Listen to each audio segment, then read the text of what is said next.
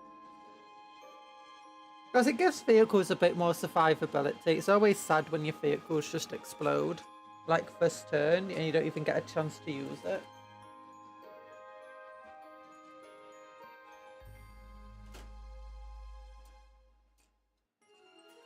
Or at least if they do it, it's not just because they rode really well with a single weapon. It's because they actually, you know, focused the entire army in getting rid of your vehicle. That's better. Okay, we've got the actual magazine today. The magazine. I wonder if it's gonna have Elder or Chaos stuff in here. Lore. It was based on strength, but capped to now it's based on toughness.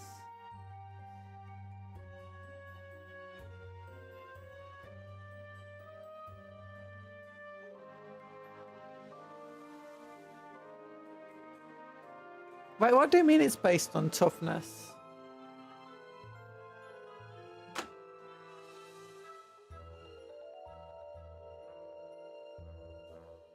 Because you don't do like one, you don't do tank shock. Oh, okay. Oh, wait, I thought you were talking about...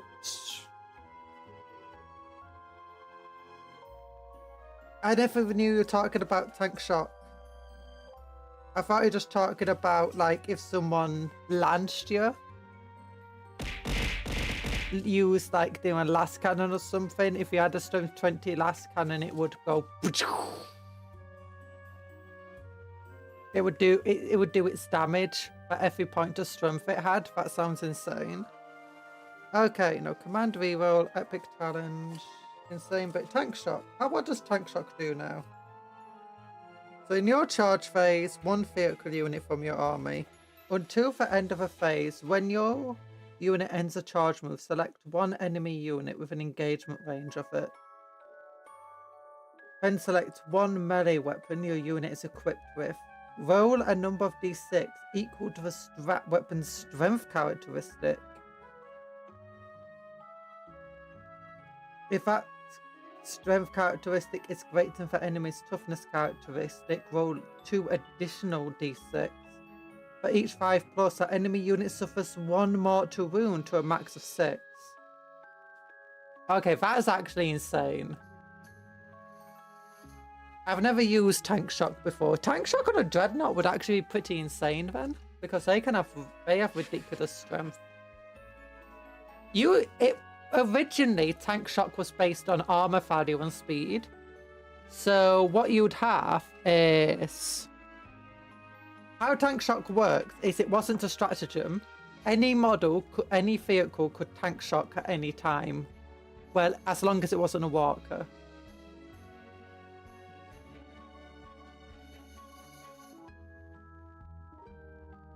as long as it isn't a walker. And how did it work? How did it work? I can't remember exactly how it worked, but effectively in your movement phase, not your combat phase, you can move a vehicle. For every inch it moved, it would add 1 strength to the attack it made. And then you added your, what is it called?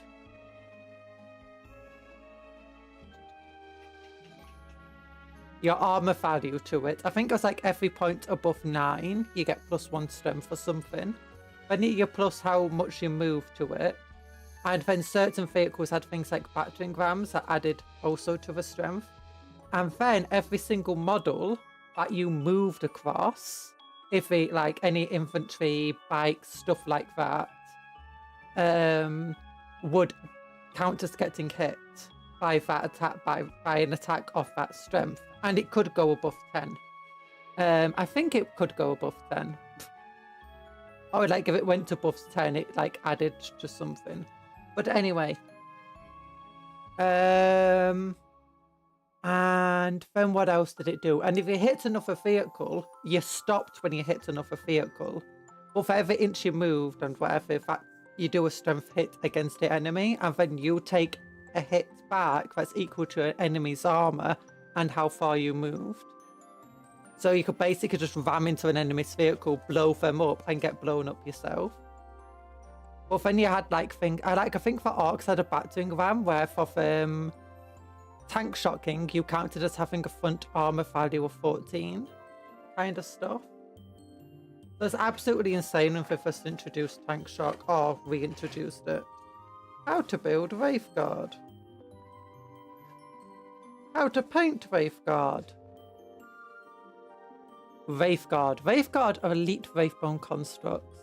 In times of dire threat, their forms imbued with the spirits of fallen Eldari warriors, allowing these souls to fight on even after death.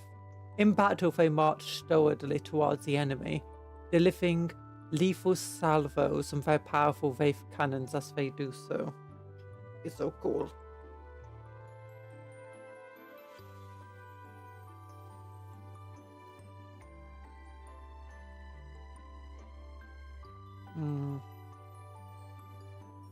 Okay. Then you got rules about how reserves work. You got the data sheet here as well for them. Rubble terrain features. Benefit of cover. Cover adds 1 to your armor saving throw. Does not apply with models of a save of 3+ or better, and against attacks with AP of 0. Multiple instances are not cumulative.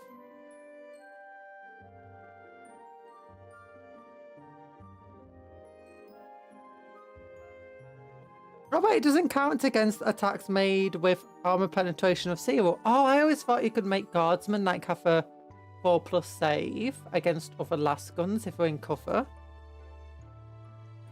Models with a saving characteristic of 3+ or better cannot have a benefit of cover against.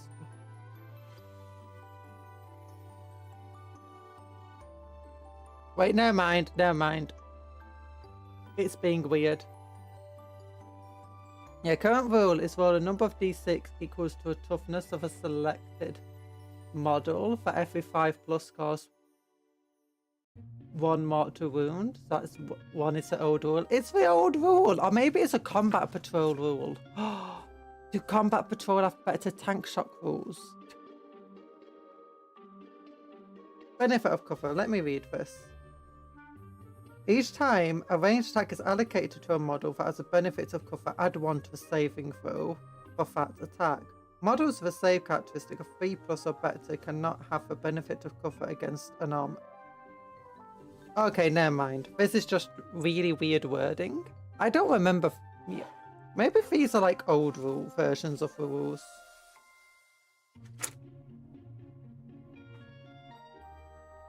Yeah, because that is really terrible wording there. It just means normally, the normal wording for benefit of cover is adds +1 to your armor save, but it can't be better than a 3+. Like I said, I had passed by the way. Whoever gave me a head pat. Wait, who did give me a head pat? Why do I have a head pat lasting so long?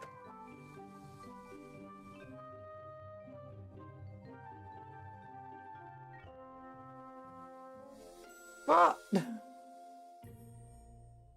Muscles. I was like, hi, Mal. Why am I getting a head pat? I don't see anyone doing the head pat command. I got the muscles command.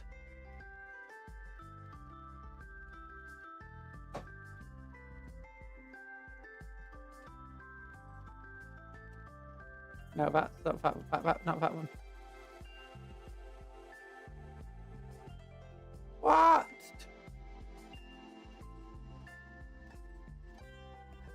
Okay, none of my toggles give me head pats. I gotta take off the. You gotta go. Bye, Seradrin. Infinite works head pat. Yeah, I'm just gonna delete that head pat right now.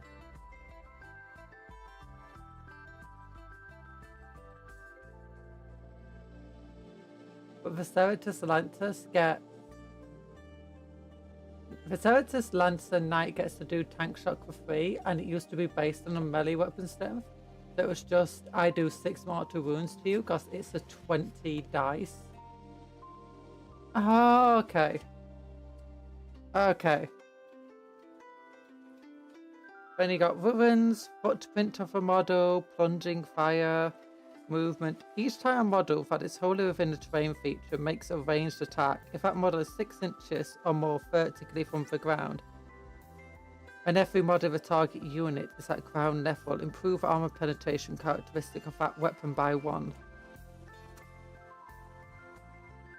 Plunging fire. Craters and rubble. Benefit of cover.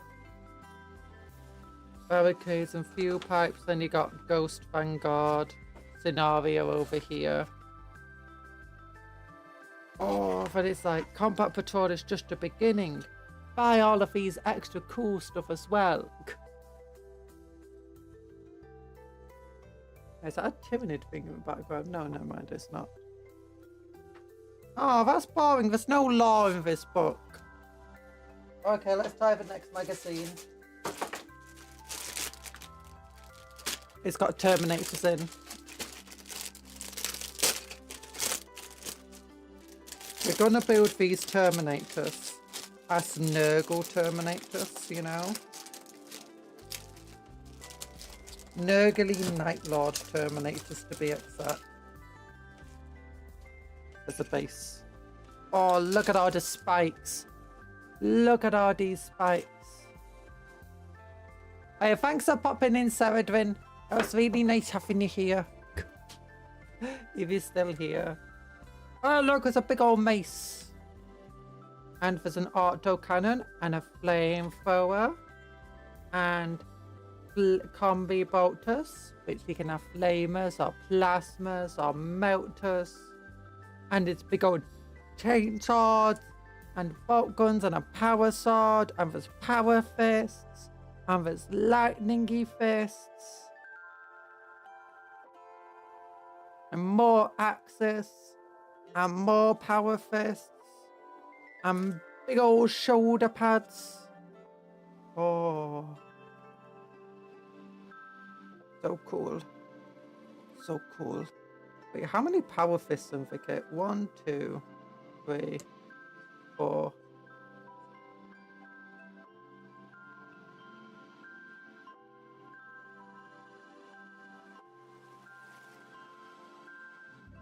Oh wait, 1, 2, 3. That one doesn't count because that's a lightning claw one.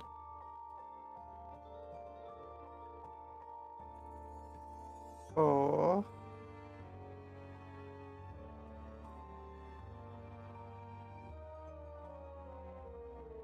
I think in normal rules that will count as a heavy weapon, so it would also be a power fist.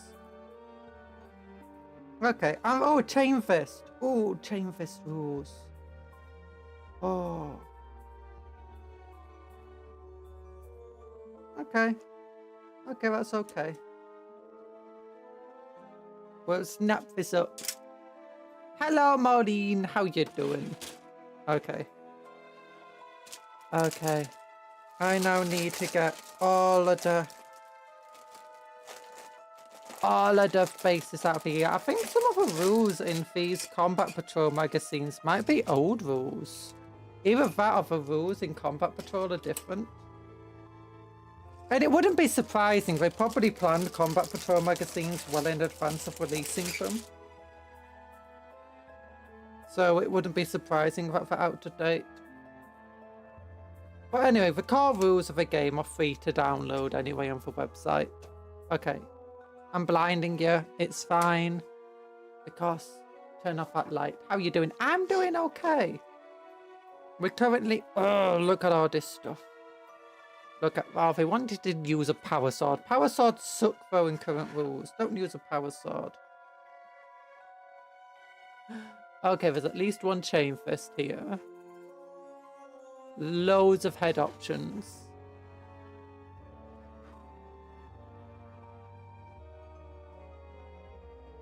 And yeah, you can easily equip everyone with power fists and chain fists, I think.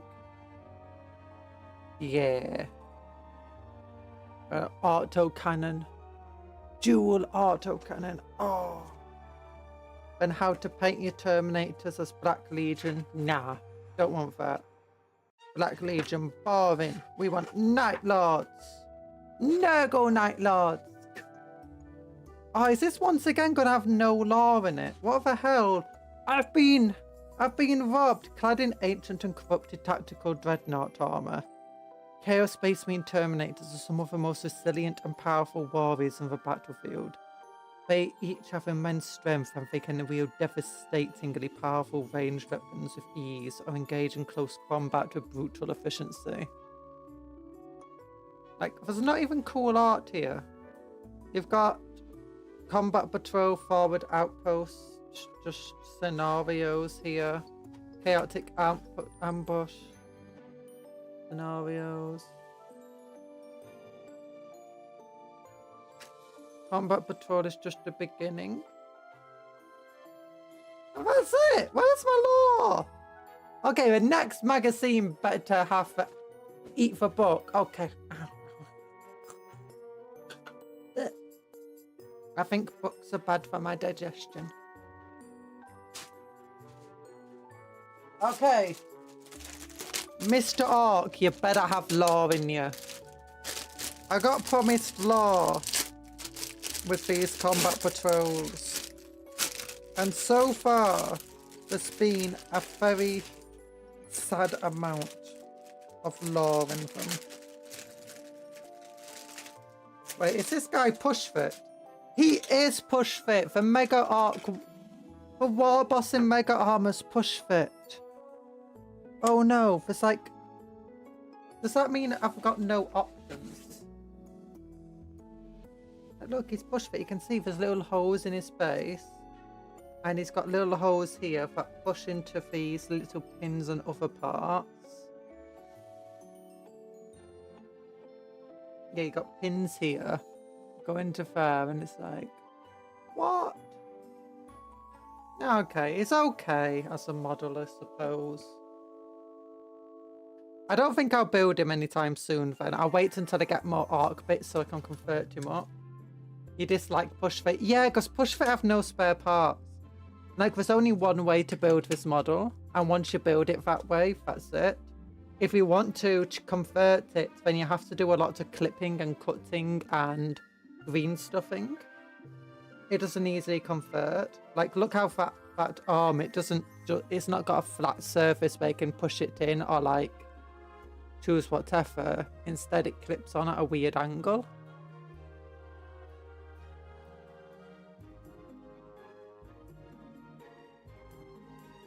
You don't get many options in, and that's sad. When you got a game like Warhammer, you want to have options. In Pushfit's okay for like a starter set, but when it's an actual model kit. Now, if there's another battle map, it's only a Combat Patrol one, so it's going to be small. And once again, it's a double-sided map.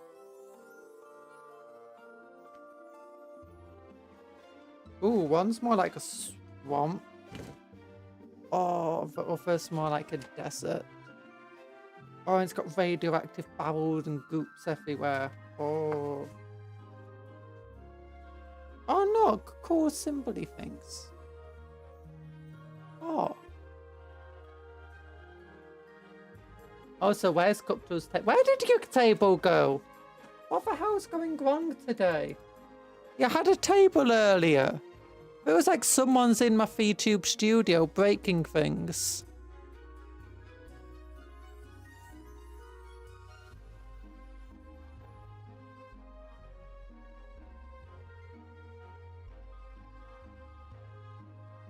Why is it?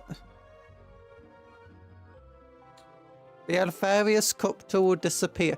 This is what's happening. Alfarius is in my VTube studio. We got rid of him, don't worry. It was disguised as Cuptle. It was disguised as Cuptle was Alfarius.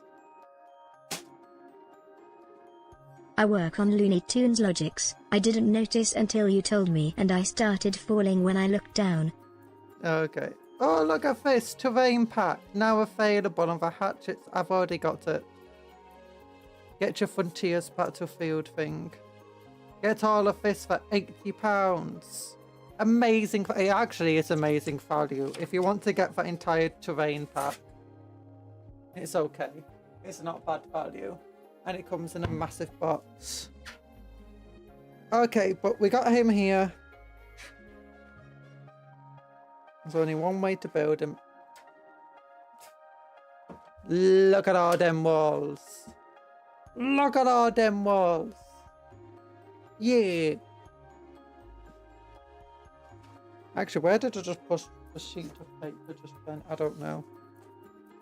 Where did I put it? It's behind me. It's over here. Yeah, you get this cool satellite thing. Satellite dish. This cool landing pad thing. That bunker. Loads of cool little walls. This weird communications tower. And I think it might come with a thing as well.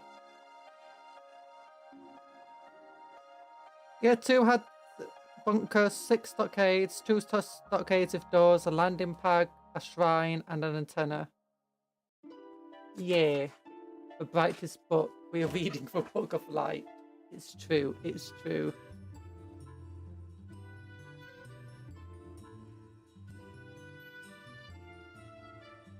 Oh, okay. How to paint an Orc War boss in Mega Armor. Yeah, I have to paint him as... Oh, look, there's a little goblin. Okay, maybe he's not such a bad model. He's got a goblin on his head. And he's being poked in the eye. Look at him being poked in the eye. How else would I find a cables vent?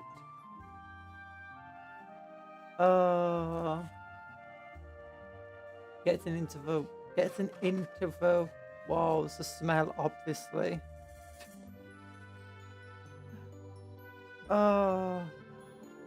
Look, guys, you can be blind. Oh my gosh, you painted the pupils on him.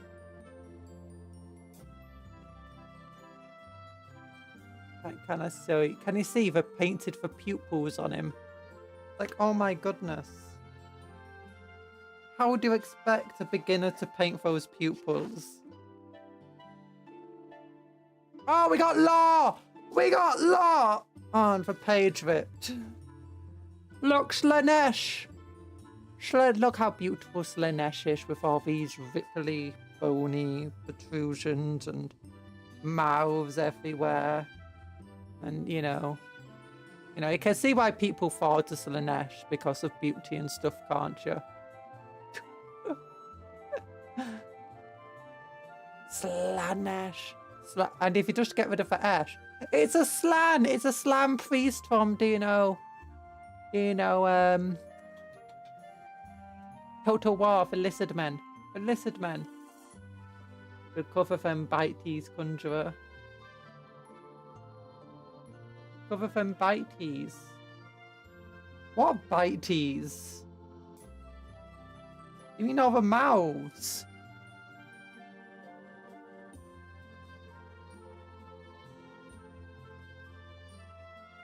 is none! I have no idea what you're on about, Talan. There's nothing here.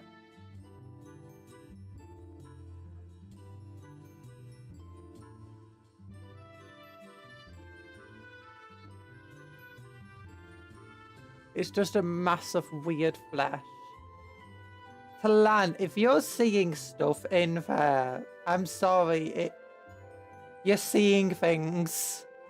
You're more lost than we ever realised. Slenesh is... We thought you were lost to the horned rat, not Slenesh. Slenesh is a chaos god of excess. He is a master of excess, delighting in extremes of emotion sensation. Jez is known as to his followers as the Dark Prince and the Prince of Pleasure. Among many other names Theodori, Slenesh is known as she who thirsts, the ancient bane of her dwindling species. Slenesh is associated with temptation, sensation and pleasure, growing stronger from his followers' indulgences in their hidden desires and their deepest wants. Whatever the motivations of his followers, he quickly perverts their aspirations to his own foul ends, turning confidence to arrogance, desire to envy, and bravery to battle lust and sadism.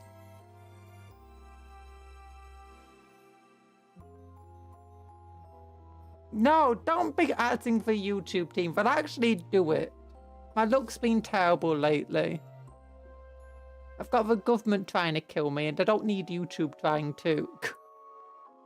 Slenesh's appearance often follows the darkest desires of his worshippers, so that she may appear as a reflection of which tempts them the most. To many she appears as an elegant and graceful figure full of beauty and apparent innocence. Yet behind her unimpeachable appearance lies a treacherous and deadly god, capable of stealing away the souls of foes before her with nothing more than a glance. I keep her secrets cast a deadly spell at the cowering enemy forces. Oh gosh, once again all the pages whip. You're not struggling in your training montage. You are not struggling, you're in your training montage. Oh, I am struggling. I'm struggling so much.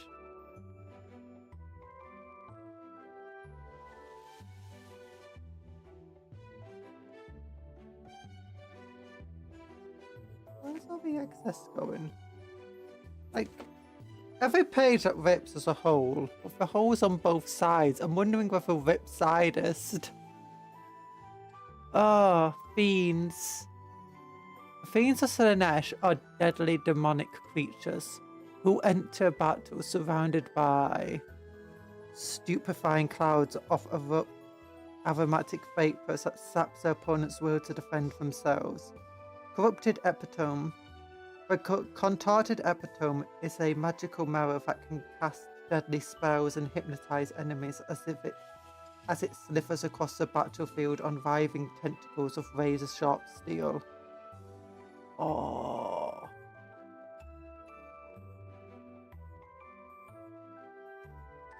Are you wondering where access is going? No, it's literally for pages are ripping right. Well, you'd expect parts of a page to be somewhere, but there's a hole here leading to nowhere. There's a hole here leading. So you'd expect, like, the page here that ripped out here to be stuck to here, right? But it's not. Instead, this side is also ripped. So you'd expect the ripped out part here to be on here. The joke was that excess is what Slenesh likes. I know, but there is no excess. We literally lost the excess. I don't know where it's gone. It's like Slenesh is literally eating parts of my book. Hell flayers.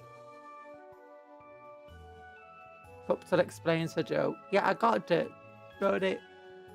Yeah, it got eaten by Slenesh. Maybe. Well, that's not even excess. It's literally taking away parts of my pages. They're not excess parts of my pages. They're literally just... A Hellflayer is a vicious device of sharpened wheels and blades that is crewed by a trio of demonettes. All in its path are doomed to be cut to bloody shreds. Look at that. Look at that. It's like a combine harvester. I got a brand new combine harvester. That's an actual song, by the way. If you don't know the combine harvester song, I'm sad for you. Go and Google it after the stream. Gotta love the themes of backwards limbs. Wait, for backwards? Why not backwards limb? Well, okay, maybe that guy's got a backwards limb. They're fine, though. I think. Maybe. Keep our secrets. I ready to keep our secrets. As majestic and graceful as they are powerful and deadly, a Keeper Secrets is a great demon and one of Slenesh's most powerful demonic serpents. Orc characters. Oh, wait, how is that a character? That's a dreadnought. Orcs have backgrounds that are varied and colourful as their names and titles, from the lowest boy to the mightiest boss. We're all on the table below to discover the background. No, we gotta make our own background for our characters. Death Dread.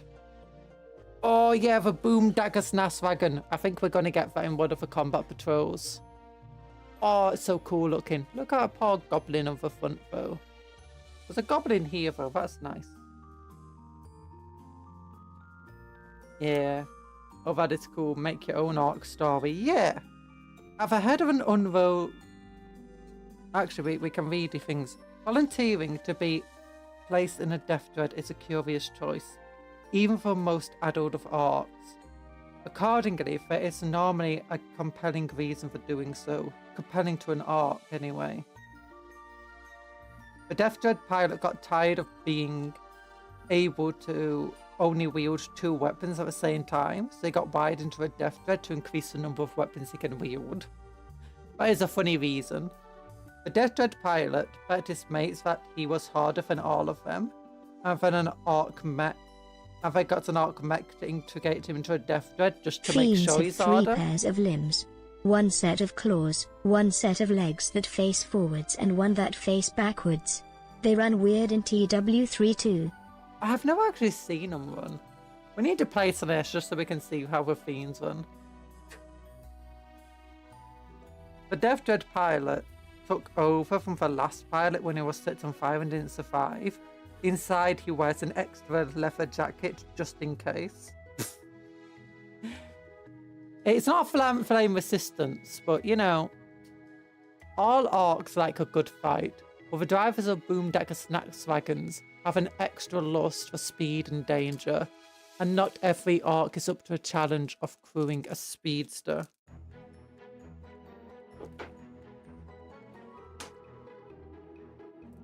This driver's not let by a Snass Wagon since the first day they got in it, and they refuse to ever leave unless they get an even bigger one. Makes sense.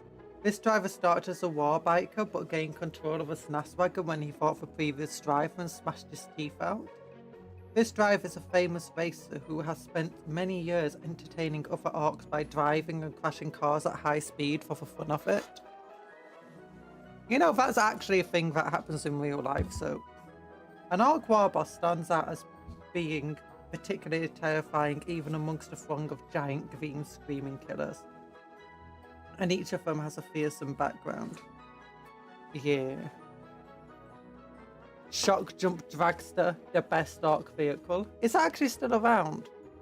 Oh no, it is, it is. Roll a die, Conjuror.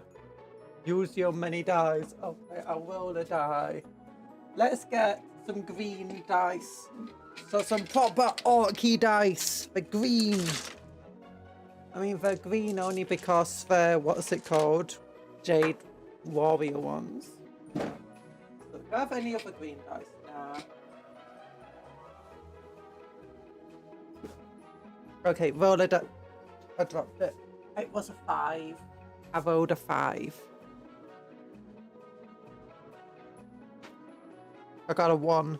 This orc war boss is deeply jealous of other orcs and gained command to control his rivals. At the head of an unruly rabble of orcs, the leader capable of bullying and kicking them towards some sort of shared goal, usually a great opportunity for applied violence. A war boss is one such leader who delights in command and control of his fellow orcs, almost as much as he enjoys brutality and war. Yeah. Peacock. So orky. 6. This orc war boss loves kicking his enemies so much, but he has added extra weight to his boots. I mean, he's in mega armor, so you know.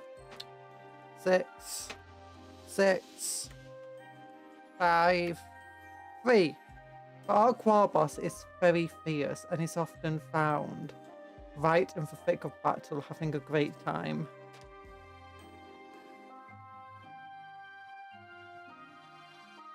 Any good orc hunter knows the safest way to deal with a rampaging war boss is to hit them with a tank-busting artillery from as far away as possible. By donning a piston-driven suit of incredibly durable mega armor, this war boss makes a mockery of such underhanded enemy tactics, much to the terror of his foes. Yeah, he has a 2+ armor save and a 5+ ward save for having invulnerable save, or being in mega armor. It's only 5+ invulnerable. Actually, I think... do orcs actually have a codex yet? I can't remember if orcs have a codex.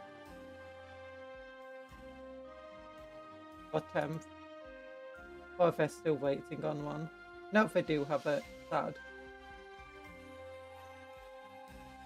Oh, where are they? Where is the speedster boat? There's a custom booster blaster. The Rugtuk Squig Buggy.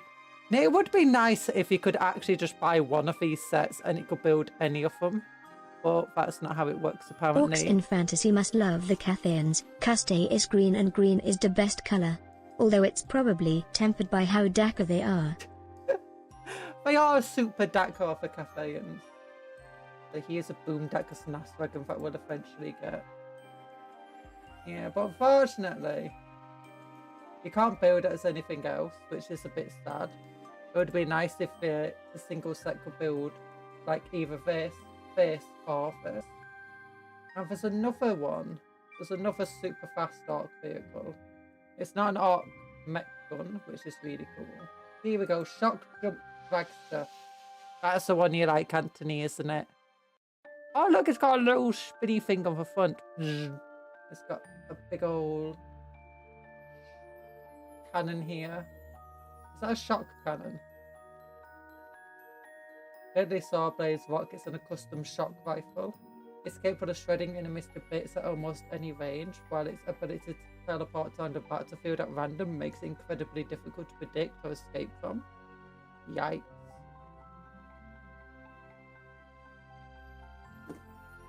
But, oh, scenario 27, Thump the Gits.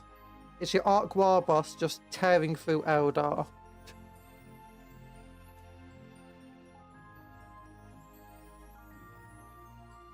But sadly, there wasn't much lore there either. But at least we got some... Oh, look, Photon! There's this Arcs. I guess in Photon might be for combat, for things we'll be getting next. Like after for Arcs. But yeah, I'm planning to... These are also Pushfit models. Or Arc Boys we're getting. But I'm planning to convert them into Burner Boys and Luctus. For fun. There you go. Last magazine. Sadly. I was hoping we'd have more lore in here. Maybe we'd just have to build some models then. Oh, we got Collier Green Shade. Doesn't look very green. Hi, Nick the Salamander. I thought it was going to be part of your fantasy goblin army. No, they're not going to. We're going to make a proper orc army. Also, my fantasy army isn't a goblin army. It's only a small part of it is goblins. This looks more turquoise than green.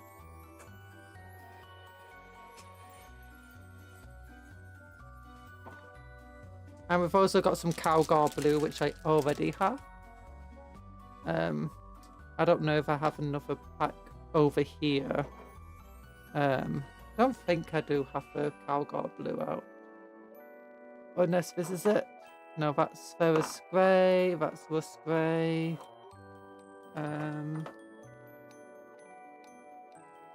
Oh, that's my Cowgar blue. Here we go. Yeah, I got some Cowgar blue already.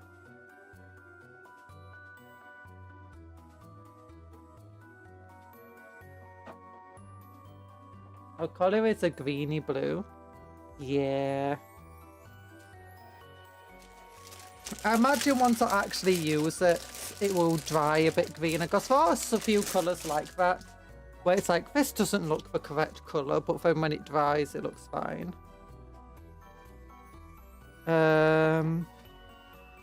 Like that Nastrag yellow or whatever.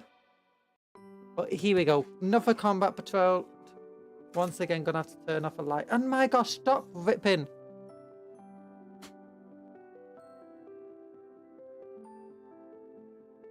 How to paint your models. So using green shade here, green shade on him, green shade on there. Oh my gosh, why am I painting green shade everywhere?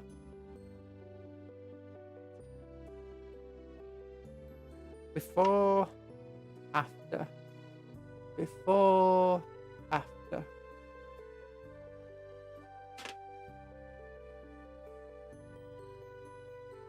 Before, after. I kind of like how it looked before, to be honest.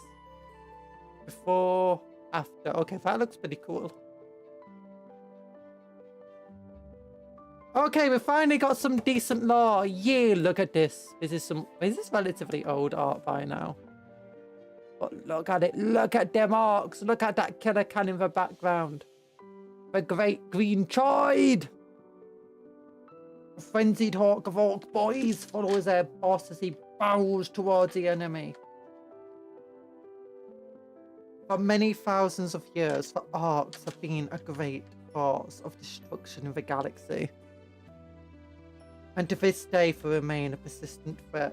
The number of orc hordes is beyond counting, and their brutal campaigns are greatly feared by their enemies.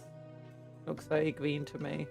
Recycling old art? No, I mean all the art's old, but I'm just saying like this is some nice art. Not quite a classic, but still from a good era. Oh, look at that skull thing. Oh, that looks like if he used a skull from a demon or something, actually. The orcs have been gleefully waging war on all who cross their path for as long as they have existed. Although rumoured to have been created as the perfect weapons of war, they are now an ungovernable rabble, driven by their warlike instincts and lust for combat. Conflict is never ending for the orcs. And that is exactly the way they like it. As soon as one enemy is vanquished, any self-respecting orc will immediately start looking for the next fight, whether that be a new battle against a fresh enemy on another planet, or just for orcs standing next to them. Orcs are huge and strong. They are nearly impervious to pain and cannot be reasoned with. To oppose them in battle is to face a near unstoppable crush of excited, screaming bodies, trampling over each other to get into the fight. Oh, so cool! Oh, these paint. Why is it always the top part that's ripping? Brutal and cunning. Oh, it's a mech with a shock attack gun. Brutal and cunning. An orc is a huge slab of screaming green muscle, driven forward by an insatiable battle lust, and helped on their way by a lack of consideration for personal risk. However, orcs are not just massive and mindless brutes. They are far more threatening than that. The danger they pose is multiplied by their devious and cunning use of improvised technological devices and weaponry, their mastery of efficient violence, and their instinctive understanding of strategy and tactics. Oh, look, you got some beast snaggers fighting a big old... What is that? That's not a carnifex. Is that a mouse scepter? Oh, no, it's a non-emissary. Yeah, non-emissary right there. And that one is... I can't tell what that is. Oh, that's Haruspecs. A Haruspecs there. There's just some orc snagger boys. So, which one do you subscribe to, Cup? Brutal cunning, or cunning brutality? Brutally cunning, or cunningly brutal? You know, I like a dash of cunning with my brutality, but you do always need to be brutal when you're cunning.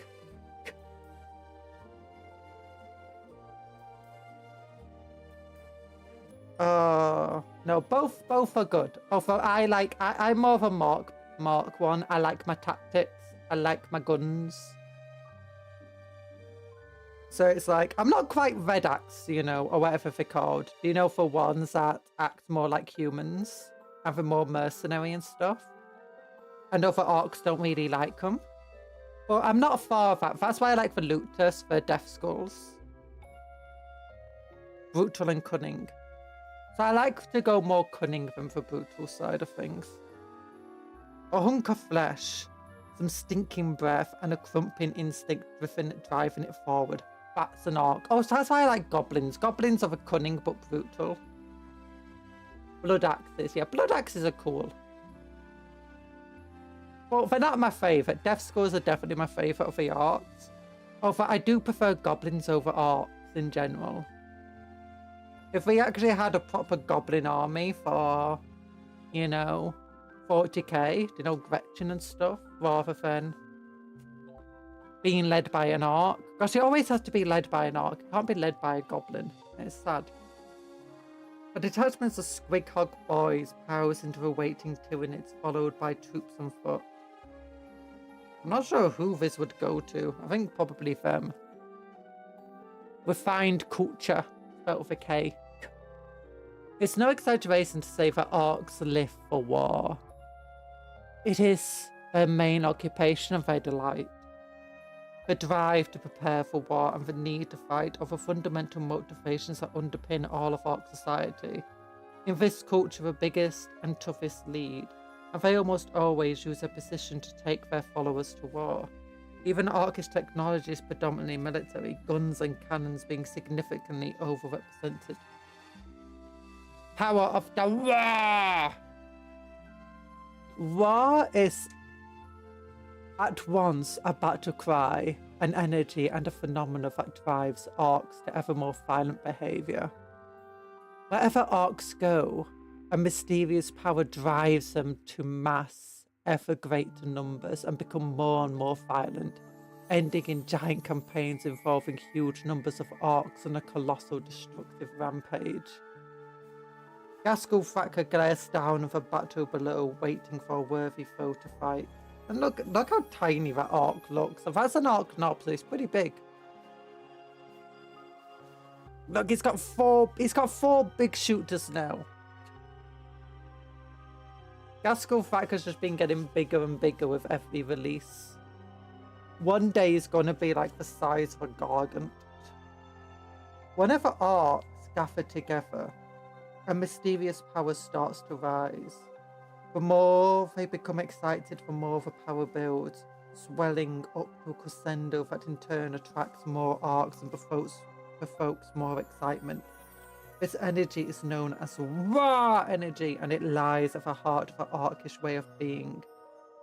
Almost anything can provoke a build-up of raw energy, such as squig eating contests, a fist fight or brawl between rival clans. Once energy starts to build, it is almost unstoppable, and huge planet-spanning armies have been known to form around what was initially a small and localized surge in war power. Not only does a war attract orcs, but the energy can be funneled into warlike pursuits of gibbering orcs known as Weird Boys, channeling head-busting amounts of mysterious energy towards their enemy army. Some orcs speak of an ultimate aim for orc kind, a war so huge that it spans the entire galaxy from end to end. This is cool. That looks cool. Burner boy, looter boy, Lil Gobbo. That's a snotling. That's not a Gretchen. That's a snotling with ammo and grenades. I don't got a grenade to throw. All sorts of orcs are drawn by the call of a war. Some of them join simple units with other boys and set about to throw with grenades, choppers and shooters. Others are more inventive enough to bring their favourite specialist weapons to war, such as cacophonous death guns or flame-throwing burners. Oh, so cool. There we go. Oh, we didn't rip this time. Rah, rah, rah, rah. Oh, look, it's a guy on a bike. Oh, and they're fighting. Who is that? Is that, Then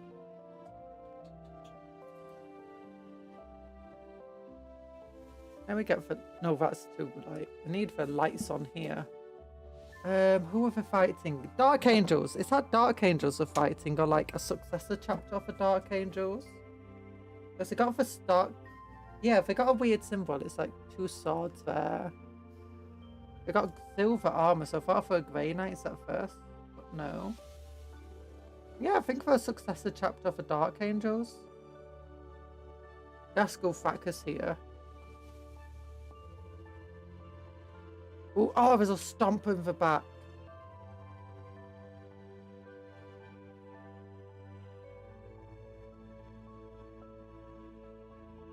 Yeah, I know. The whine of jet engines sounds overhead, and the clangs of an approaching stomper echo over thuds of bangs of artillery. As the boss lets out battle cries over the clanging machinery, the boys nearby are driven into a brutal frenzy. The boys crash into the heavily armoured enemy, and the din of battle echoes around. The sound and smells of engines fills the air amid the sip of shots flying overhead. Oh my goodness. Oh my goodness. I think the Imperials that we can see here look like they're about to be overwhelmed. Oh, that's a Mark Knot thing. I thought that's much smaller than I expected, actually. I thought they were more stomper size. But for a lot smaller, in fact, Dread is pretty huge, actually. Killer cans in front of a Dread. Mark Knot right here. Big old stomper at the back. That's pretty cool. It's a pretty cool art. I say art, battle there. Technology in the 41st millennium. All species depend on technology to further their cause and survive the horrors of the era Dominus. But all have taken different approaches to developing and deploying the transports, arms and armour that serve them in war. This has led to a great variety of threats across the galaxy, with each enemy presenting a new challenge. Of all the many different approaches to technology, not one has yet proved dominant or decisive. For orcs, technology may be improvised and ramshackle, but is no less deadly for it. Other orcs have shown they can construct machines to accomplish many great things, even with limited resources. The Leagues of Photon take almost the opposite approach, relying on meticulous manufacturing of powerful and advanced technology. Between and beyond these two doctrines, the diverse species of the galaxy each bring a characteristic approach to their choice of arms, so I have to move my microphone. Some rely on well-tested technology that has been carefully passed down through thousands of generations. Others continue to innovate, producing ever more lethal devices to threaten their foes. But one thing that all approaches have in common is their integration with formidable tactics to make their users a deadly force on the battlefield. Look at that. I really love like the art of the Mechanicus. So good. Okay, might have to turn off the bigger light now. Yeah. Imperial forces use technology to mount deadly and effective campaigns, but many of its secrets are lost for ages. Those who preserve and maintain the ancient arms and armor must strive to keep alive a secret knowledge of its construction and workings. Oh, we're gonna have more Bonds of Honor. Okay, this was a magazine that had all the lore in it, it turns out. The high-tech Xenos. Among many extraordinary and eldritch species of the galaxy are those who possess technology so advanced that the younger species cannot begin to fathom its secrets. All they can do is cower from its might in wonder and terror. What are you on about? Nah, technology is way better than that silly Necron stuff. Look at it. Look how silly that guy is. Space Marine way better. Is that some Tau? Ah, that's so cool. Low-tech Xenos. Do Tau count as low-tech Xenos? I'm not sure if they're literally between the two. Fruit Rampage is a shock cavalry who combines They strength literally and turn agility. off stars. Anyone can turn off a star. All you have to do is show it a picture of Trump. I'm joking. I was trying to think of somebody. I was like, who's the safest person to, you know, use that with? All you have to do is show them a picture of me and it turns them off. Oh, that's silly. That's silly. Oh, what do we do? Oh no, it's Necrons versus Tau, I just realised. Throughout the far-flung systems of the galaxy are many species who go to war, armed with primitive but deadly weapons, riding brutish beasts and relying on strength and aggression to overcome the more advanced enemies in battle. You never know, the star might be into tall muscle girls. Maybe. Maybe. Okay. How do you turn off a star? All you have to do is stop the nuclear, you know, fusion going on inside its core. Which, I mean, is theoretically possible.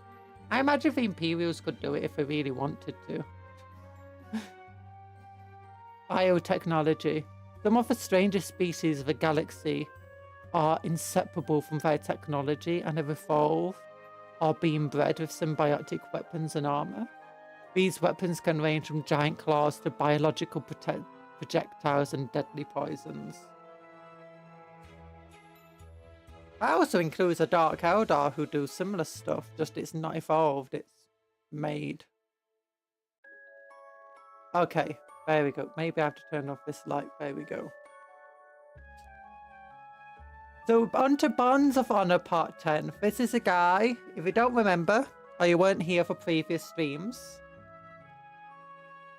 this is the Silver Templar chapter, which is an Ultramarine successor chapter that the storyteller here is telling the neophytes, the new neophytes, a story about this sergeant who fought some Tyranids, lost his weapon, and now he's going to try and searching for his weapon. He ended up using a, was it a Thunderhawk? To go onto a merchant vessel searching for his weapon. Killed the people on board who, I don't know really why he killed them. They didn't seem chaotic, did they?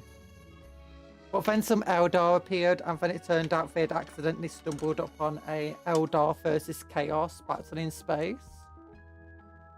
And they ended up dogfighting with an enemy ship. And they survived the battle, but they defeated the enemy, but their Thunderhawk got so badly damaged that they had to drop onto a planet where they crash landed. Arise, young warriors, for now your task has truly begun. Up, quickly now. Do not disappoint me on your first day. You have far too long ahead of you to be falling behind already, and your future as Silver Templars is by no means certain, especially if you slumber, so get up. Nikandor, or I shall introduce you to my boot abruptly. Neophytes, he gave them bread that was like stone or something stupid. And then he told them to sleep inside like a cold, dusty room where the snow could still get into it. It's like, what? So on top of a mountain. So they're probably also struggling to breathe because these guys haven't been genetically evolved yet. There's basically a bunch of 10-year-olds who have passed some, training courses. Not even training courses, they've passed some tests to be joined, and they've had to hike up a mountain. All they got was some bread, and they've had to sleep in a cold basement. Do you remember where we left them?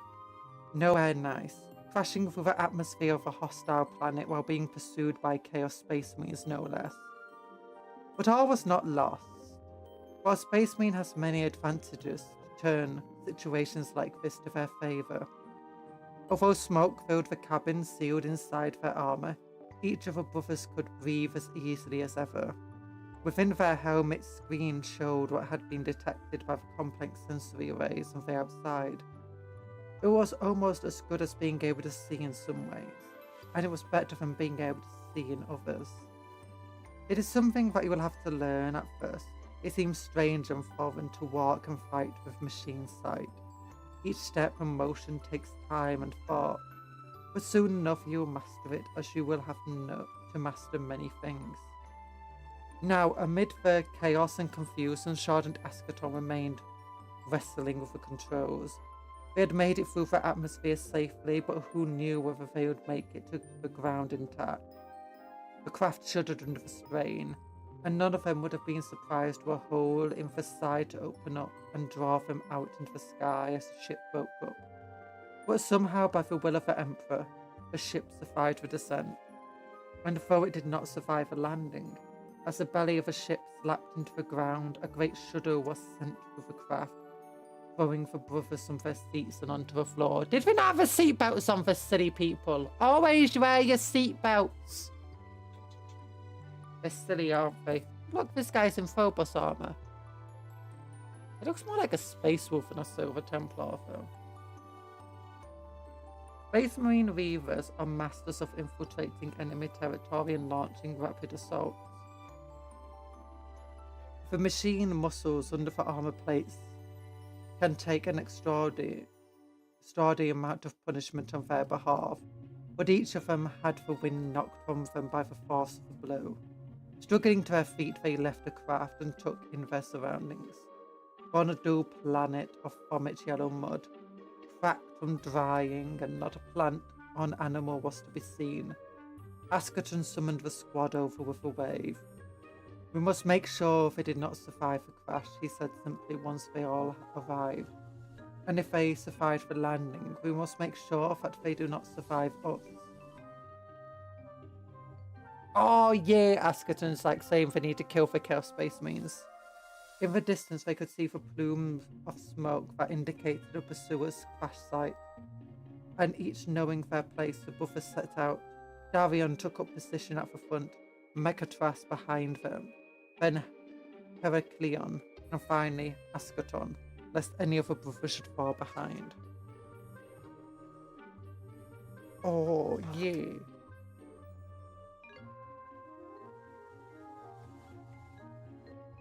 They were only walking for a short while when the squad came across a curious sight. A great streak gouged into the ground. Now each Space Marine learns their own disciplines, and with the many decades or even centuries of experience they gain, each will have some certain areas of expertise. In Ascaton's squad, Brother Darion, in particular, was a master of ground sign. But he did not need to be practiced scout to read the long stretch of churned dirt heading off into the distance. The dry and cracked ground was full of tire marks and had clearly been disturbed by many vehicles pushing over it.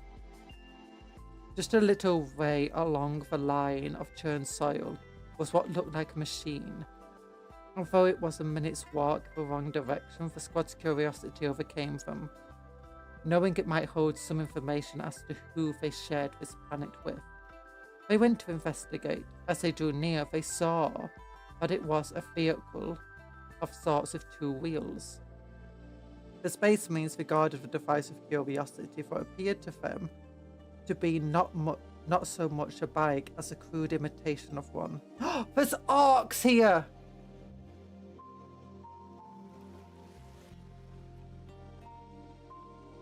It looked almost as though an artless child had tasked themselves with creating a toy replica in full size. The fact it had broken down was not surprising. What was surprising was that, in order to break down, the bike must have been running in the first place. Other Space Marines were lost as to how. The Outrider bikes that they were used to are lovingly maintained and meticulously cared for by the chapter's tech marines, lest they have the slightest failure in battle. But they could not imagine that even centuries of neglect would render one of their bikes in such a poor condition as this one. Oh no, it really is an orc. Oh, and there's a big war down here. It's definitely orcs. It lay on its side.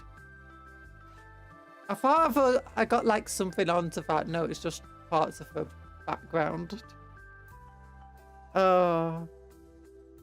It lay on its side in a pool of black, dirty oil, flecked with shining steel that glistened like stars in the night sky.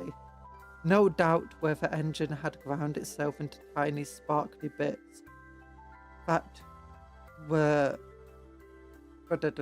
No doubt where the engine had ground itself into tiny, sparkly bits that were then washed out by the fluid. It was armoured with jagged and irregular plates of metal, painted red and bolted to the rough chassis. This was unmistakably the work of an orc. Brave Marines, bad-mouthing an orc spike like this, they gonna get a solid crumpin' for this. Yeah, we're gonna get crumped for this. It sounds like we're gonna get crumped. Rudimentary, barely functioning, malcrafted, and yet viciously effective. If it could be persuaded to work. The squad were left in little doubt. In fact, it was these barbarous creatures who had created a huge scar in the landscape before them. Resolving to investigate further as soon as they had located the Space Marine's crash site, the squad hurried on, more wary than before. Eventually, they came to the site of a downed craft, and even from a distance they could see that none would have survived the crash. The vessel had left a long black gash in the ground, across which were strewn small parts of a broken ship. Here a bit of fuselage, there a bit of instrument panel. Amongst all these were traces of bodies, fragments of limbs and armour. Truly none had survived, and for a Space Marine's life is forfeit for service of the Emperor. For a moment of their donning their armour for the first time, the brothers of the squad could not help but feel glad that their ship had not met a similar fate. Mechatras kicked over heavily wound greaves that lay before him, exposing a jagged bone jutting through a lump of flesh within. A just fate for the heretic who so foolishly trusted their lives to the dark gods. He was about to turn to another piece of armour when his senses were caught by a rising noise, a dull and low hum. In the distance, a plume of dark smoke started to rise, dulling the light and filling the air with pollution and haze. As the plume started to travel toward the squad, the dull hum turned into the cacophony of machines and revving of engines. It was the orcs. Oh, orcs! They gotta get crumped. There's no way they can survive this, right? But someone had to tell the story. Ascot and Fox hurried orders to the brothers, and they each took cover behind a slab of smouldering fuselage and readied their weapons, each of them wondering whether the orcs had sighted them, or whether they were just coming to investigate the downed craft. As the smoke drew closer still, the squad heard a guttural cry ring out. Wah! Wah! Whack! Orc fortifications. Orc fortifications are often made from scrap metal and spare parts, but though they may look impoverished and inelegant, they are highly effective at defending the orcs within. Each layer of additional scrap adds strength and redundancy, and their bespoke nature means that enemies never know quite what they are facing or how to best defeat the heavily armed and armoured structures. Example battlefields. Oh look, it's a ballista dreadnought, and it's a speeder, and a repulsor, and a gladiator, and some Terminators, and some Infernus Marines, and a Houseback, and a Apothecary Biologist, and a Terminator Librarian, and a Terminator Captain, and a Tyranid Warrior Prime, and oh look, there's Eradicators back there. The ones with melter guns. Reminder that the Ark invasion of Armageddon was started with a Hulk crashing onto the world. You'd think this would dampen the fighting spirits of the Arks, but fun-guide crumple zones are the best. Yeah, I mean, that's literally how Arks invade. They just crash like ships and Hulks and asteroids and rocks and stuff into the planet. Which has the benefit of also crushing anything that would defend the planet. And being a makeshift fortress for them to defend, they can invade a planet while being the defender. And also a bunch of Arks will die throwing spores into the atmosphere of the planet. That will then create Ark, habitats. Like squigs and funguses and glitching and stuff. In far future, battles are fought across an infinite variety of strange alien planets where no land is left untouched by the tempest of war. Crystal moons, derelict space hulks, carnivorous death worlds, and war-ravaged cityscapes are just a few of the fantastical landscapes that can be recreated. Yeah. But here's example battle zones. These are not very good battle zones about 10th edition, by the way. Too many lines of sight where you can get hit by one another. That one's a bit better. This one's not too bad, actually.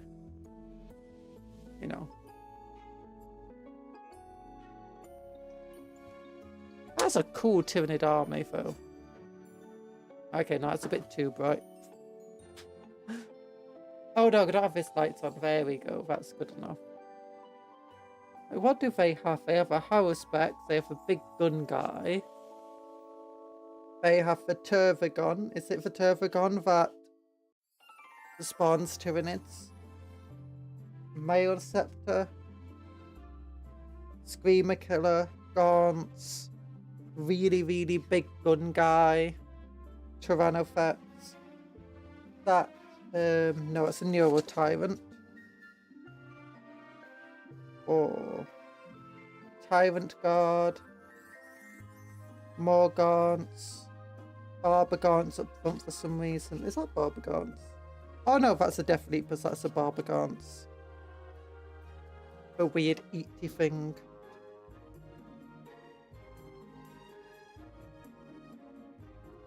Oh, so cool. And that space means they chaos on this side. That's the thing, they do actually perform planetary landings, but throwing an Ark-infested Hulk gets the job done. About as effective and much faster. Geosync orbits and deploying, boring. Yeah, the thing is like, especially throwing rocks at the planet is really great. If you don't know, Arks have this thing called rocks, which is, imagine a giant asteroid, right? And then fill it with Arks and strap a whole load of weapons to it and some really big engines. Yep, hi Vince Valkadar and for free. The first was World Eaters, second are Arks, and I think the third was World Eaters, but with a mix of Space Wolves.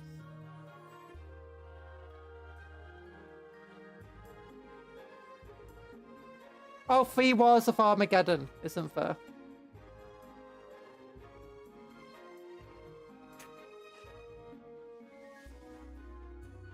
Oh, look, big cargo containers. Dark Zealots. As far as the Chaos Space means it's balanced and versatile, able to engage a foe at close quarters or in punishing firefights. This is well thought. A fanatical Dark Apostle leads him into the most ferocious and varied war zones.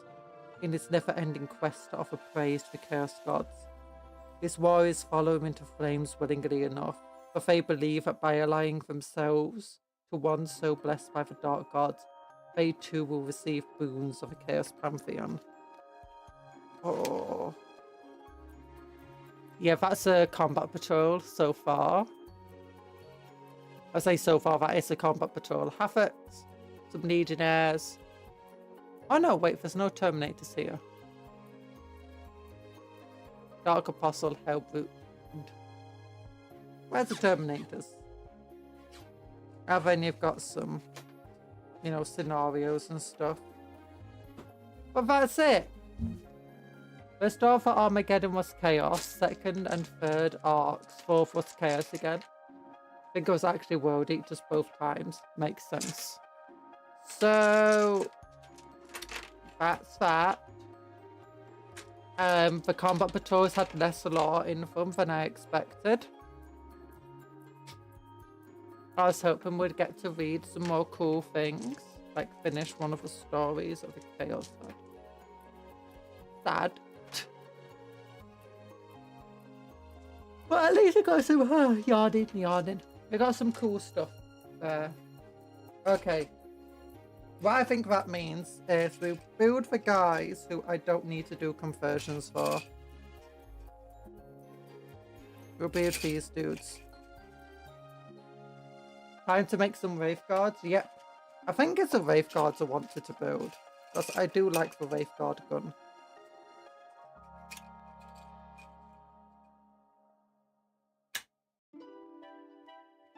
Now, where did I put the... There was something. Where did I put the container for this stuff? Where's the lid? It's not up there. It's not there. Not there. Not that. Oh, it's behind me. No bug bits on these guys. I will put bug bits on them. Actually, we got lots of spare bits thanks to Ravenous. But bug bits doesn't require a lot of converting. Unlike the Chaos ones who I want to convert into Nurgle Night Lords. Or the Chaos Terminators. And for the Arc, who I just don't have any spare Arcy bits. Because that's the first Arc we got. Looks like I'm gonna have to buy some Burner Boys though and some Mega Knobs. Okay, I need to open up my army list. Figure out what I actually wanted in my Eldar army. It's been a while since I looked at it.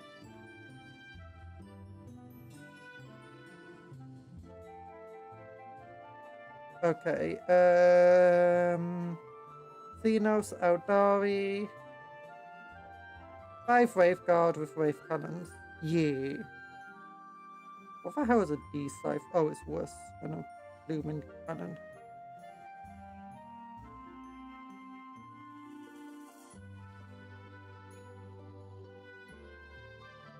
There we go.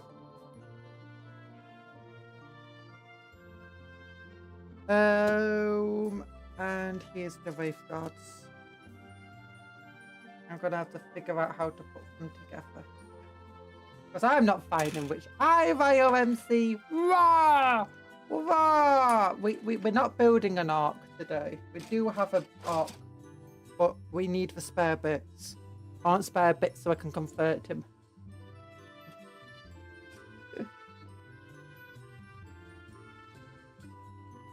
But wasn't as much lore. I thought there'd be way more lore in those magazines. It's sad.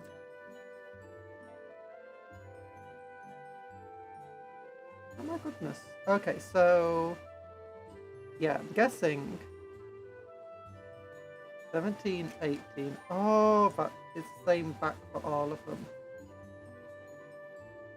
Okay. Okay, so it looks like these two bits go together. The classic quandary: do I want the cool tanky Wraith blades with glaives and shields, or Wraith Guards so you can give them the D-Scythe? I don't want to give them a D-Scythe. I want to give them the Wraith Cannons. Have you seen they're strength 14? Do you think I'm going to say no to a strength 14 weapon? Sure, it only hits on a 4+, but strength 14, AP -4, damage D6 +1. Am I going to fail with it every single time? Obviously. Is it mathematically as good as the other weapons? Maybe not. Is strength 14 ridiculously cool? Yes.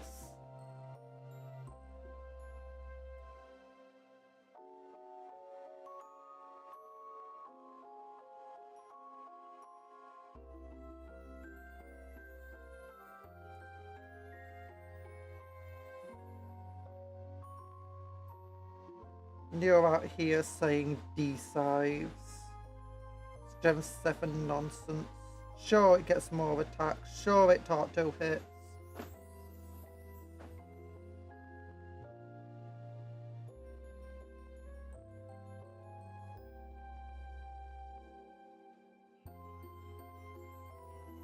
Is it a flame that kills Space Marines? Maybe. I wouldn't know. I just saw Strength 7 and went, nah, not mine. Not for me, thank you. How you doing, Ryo, by the way? And how is everyone else? Are you disappointed by the lack of lore? Because I am.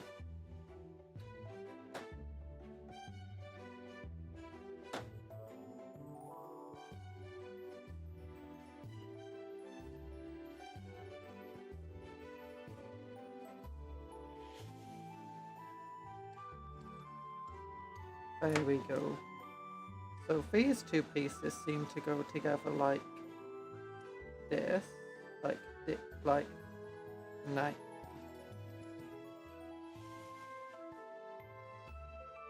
This.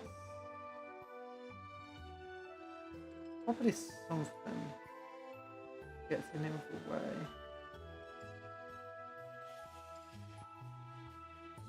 Yeah, I've not trimmed these down properly.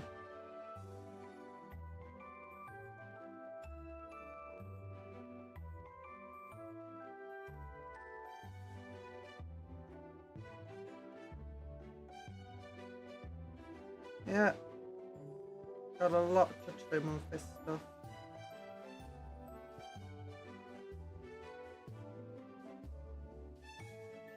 There we go. And then we click together, hopefully, without gaps.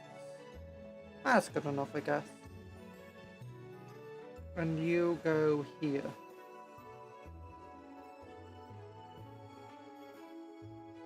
Yeah.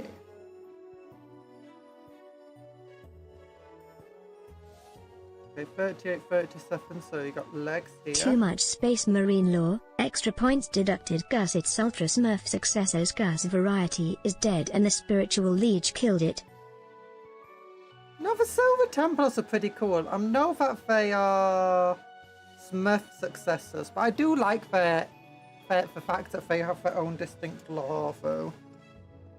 Like, the entire thing is they use hand-forged weapons that they each lovingly maintain, and that weapon becomes a part of their identity. And part of their body as much as anything else. That is cool. They're not just Ultramarines.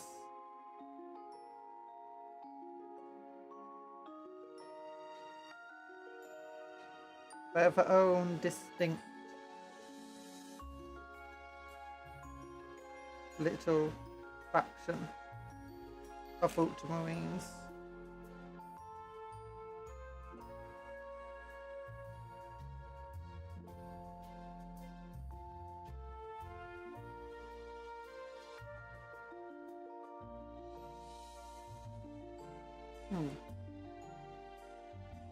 Where's my Wraith Guard? I want to know what they look like.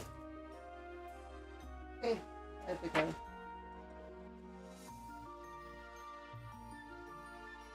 Ah, okay, so they have a weird thing and another weird thing.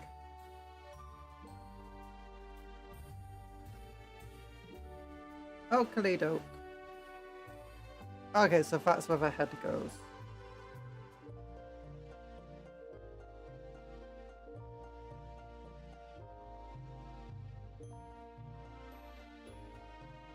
Would have made more sense if it were salamanders forging weapons as their stick. Yeah. But I think these weapons aren't necessarily better than normal weapons where salamanders are. These are just guys that... They're more like Foist and Firstborn in a way with the weapons than salamanders.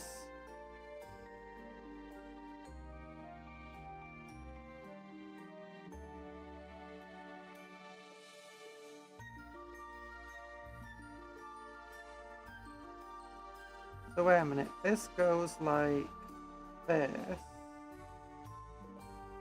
into here. And then this comes up like that. Okay. That makes sense. Hello, Dr. Smiley. How you doing?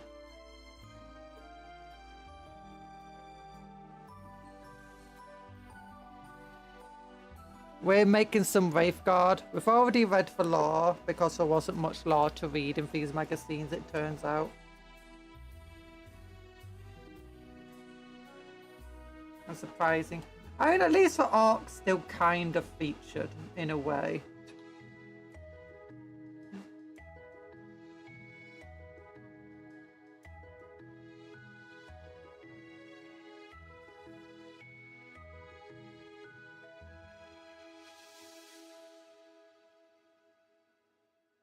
But it's also meant to act as like an introduction to 40k and Space Marine, so I guess going for a relatively bland chapter helps with that, compared to if it went for like Templars or Space Wolves or something. You'd have to be introducing the Space Marines and then being like, yeah, but these ones are different. And that's actually really bad storytelling. First you want to introduce your things that are like, as they are, like, into your world, that follow all of the, you know, standards. So like you got Space Marines. So the ones that you first introduce as Space Marines have to be something like the Imperial Fists, the Ultra Smurfs, something that follows all the basic ideas of what it is to be a Space Marine. Then after you've got a few stories of them out the way, then you can introduce the ones who are different, the Space Wolves, the Dark Angels, the Black Templar, and have stories and their point of views. So anything that's going to be focused on introducing someone new to Warhammer and Space Marines, it's always got to be some basic chapter. I mean, you could easily go for the Imperial Fist, mind you, or, you know, some other, one of the other minis that follow the Codex Astartes to the letter. Well, that would be cool. Salamander successors as home planets and ice planet. They conduct their fire-based rituals by descending into deep cave networks to reach a rivers of lava inside. Maybe. They wouldn't actually need to do that because you already have a salamander successor who is on a water planet and they don't have fire-based rituals. And they're Infernus Marines and, you know, all their flamey weapons are instead, you know, different. They still act in a similar way, like on the battlefield and stuff. But like on tabletop, sorry. But you could just have them like with frost weapons and stuff. But I don't think they're on an icy planet. I think they're just on a really, really tall mountain. Like they're in the Himalayas of their own planet.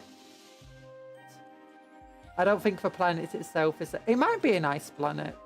I thought it was just that mountain was icy because it's really high up. Oh, that's for the shield arm. Okay.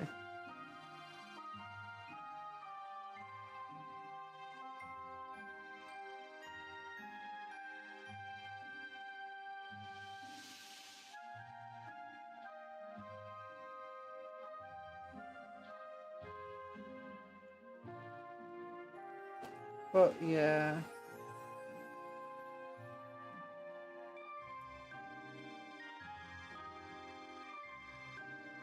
And it would actually make sense to be... Maybe they were meant to be a salamander successor. Because if you think about it, one of the first units that we saw outside of a tactical squad was an Infernus squad. Like, because if you remember when they were fighting the Tyranids in that cave and then they had to escape, it was an Infernus squad that came in to support them and help them. So it'd actually make perfect sense of them to be a Salamander chapter. Add into the fact that they've got the entire thing about the weapons and stuff.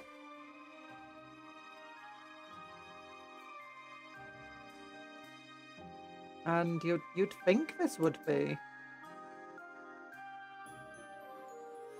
you know.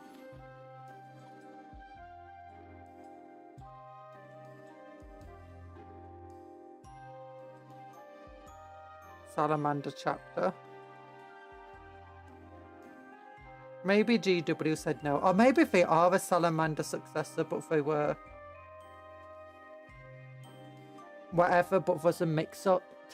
And they don't know that they're actually a salamander successor.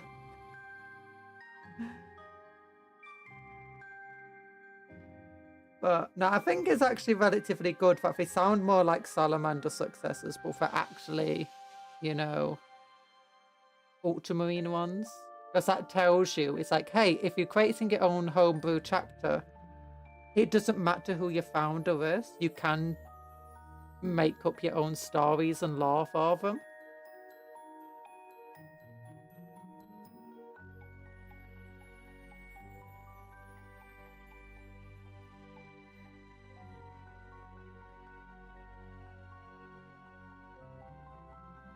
Just because they're not salamanders doesn't mean you can't have them make their own weapons.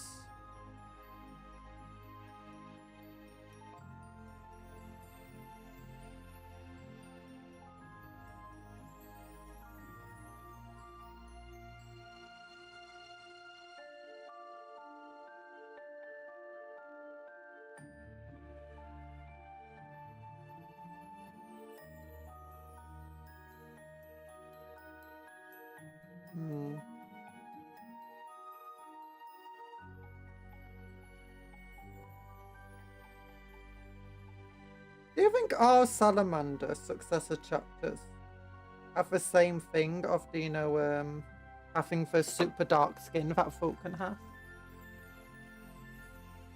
Ashen.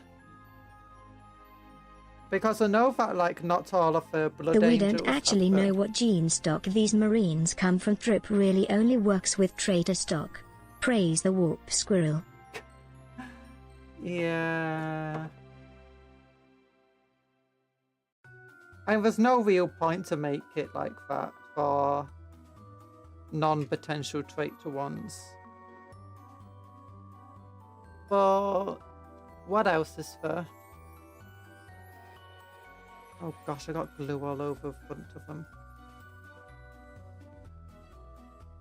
Traitors, Eldar, Space Marines.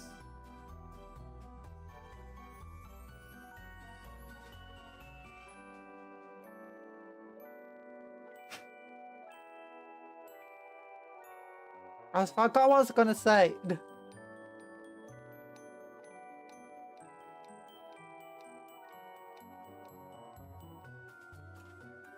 I don't know.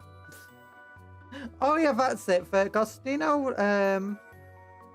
the Blood Angels, not all of their successors have a Blood Rage.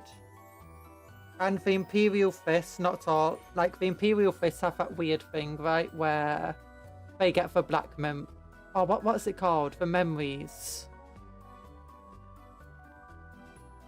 Yes, you think you're Raven Guard stock, but you're a little too close to Rippentear and scary. Definitely Night Lords.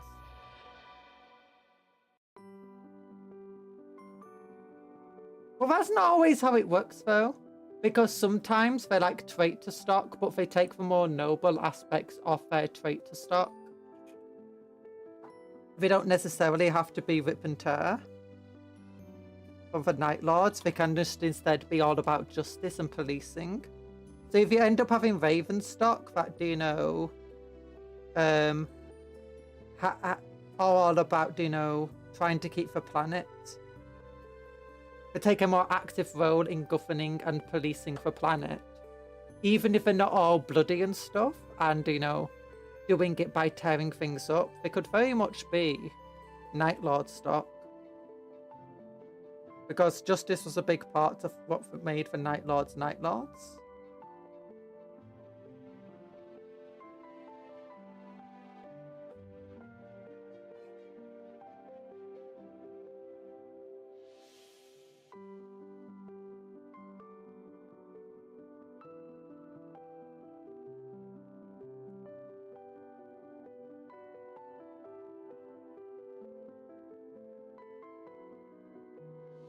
Yeah, What is that thing? What's a Jean thought that the Imperial Fists get and the Crimson Fists and stuff, where they have the entire thing of, you know, remembering seeing Sanguinius's death and feeling Dawn's rage. Because the Black Templar don't get that, and a bunch of the other Imperial Fist successors don't have that, but some of them do. And some of them don't have of, you know, with the Imperial Fist, they don't have certain organs. Some of the Imperial Fist successors do have those organs that the Imperial Fists are missing. Although now it doesn't really matter because, of course, they do, because the Primaris gave it back to them. I don't know of a single Blood Angel chapter that doesn't suffer for Red First, even if some don't outwardly suffer from the Black Rage. I think there's a couple that have said that they don't, but it's also inferred that they might suffer from it. Oh, wait a minute. Blood Ravens. I think they're Blood Angel's successor, and I don't think they suffer for rage. And for thirst. Are they Blood Angel's? I swear they're Blood Angel's successor, or am I being crazy with that?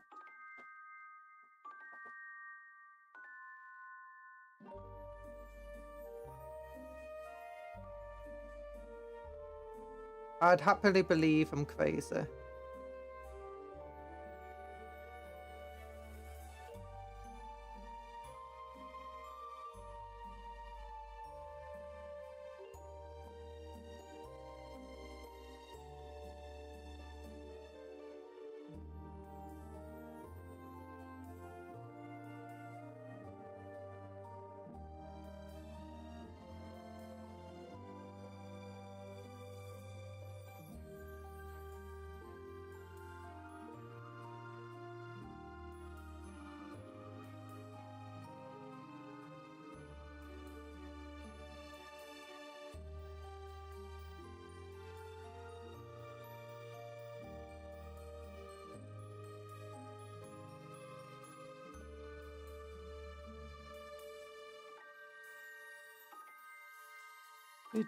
Do.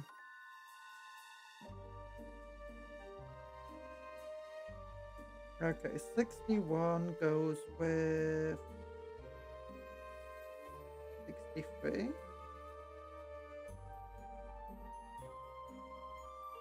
Probably.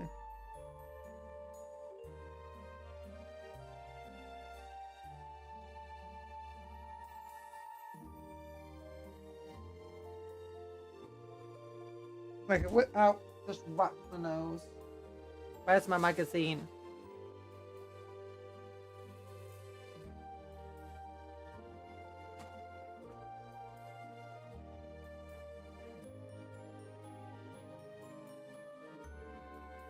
Yeah, I think this can fit here.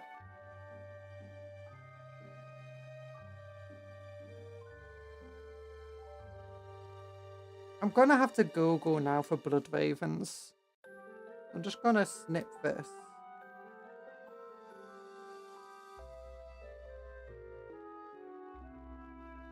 I think the Lamenters are free of a Red First, no Black Rage is wearing them. Ooh.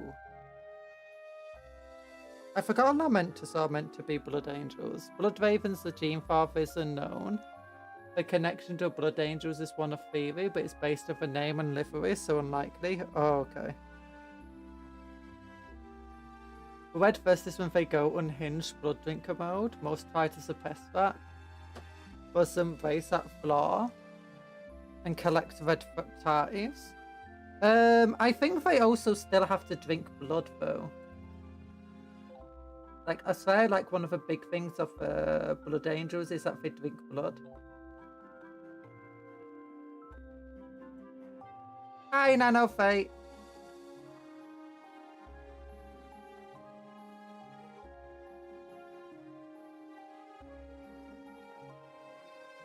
But don't quote me on lore, because a lot of the lore I know is old and a lot of it might be out of date.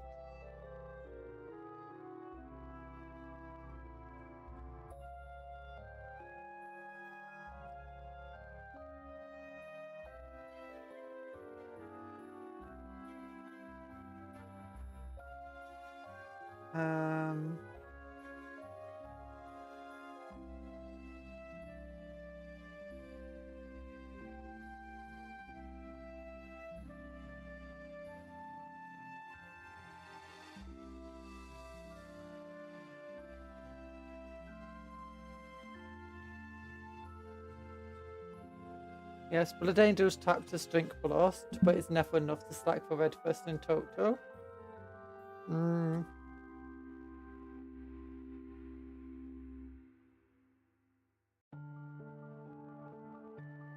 I think you've also gotten... I don't know.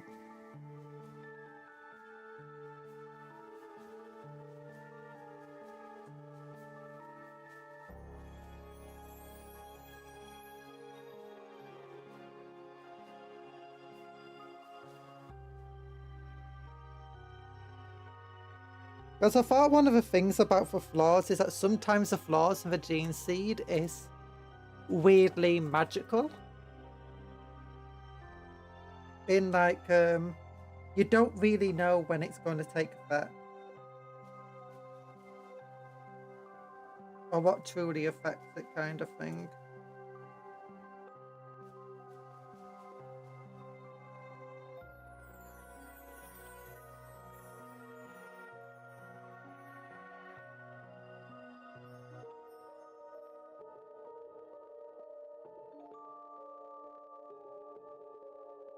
It makes them interesting, noble, regal house to the Imperium, but a bad day can cause them to turn on their allies. Yeah. Some of them are worse than others.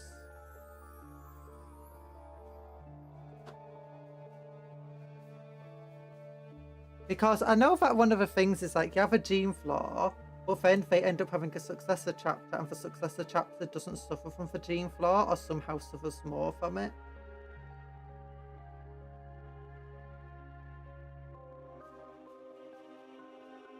It's unknown why these things occur.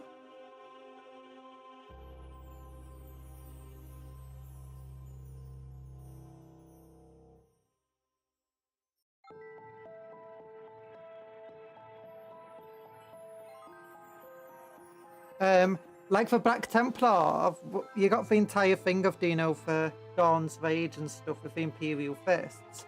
But the Imperial Fist chapter was almost entirely destroyed, and it was a Black Templar that restocked them pretty much. Along with a couple of other Imperial Fist chapters. Yet, the Black Templar don't suffer for Dawn's Rage curse. But the Imperial Fists that are still descended from the Black Templar stock do suffer that rage. So it's weird.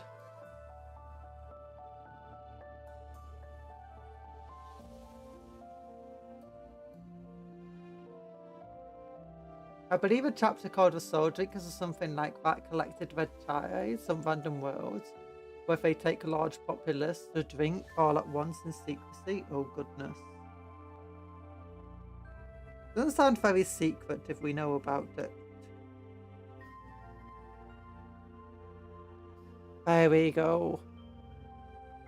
A Wraith Guard! Roar!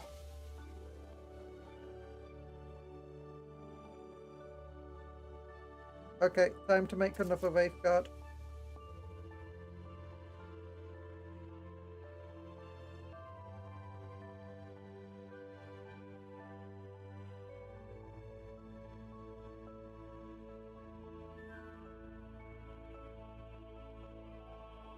Could you imagine if Wraith Guards roared at people? Better than from lolling at you. Like, ah, you're weak. Technically it's viewed as a recruitment drive. Technically it's viewed as a recruitment drive. Oh, It's more like a blood drive. that makes sense.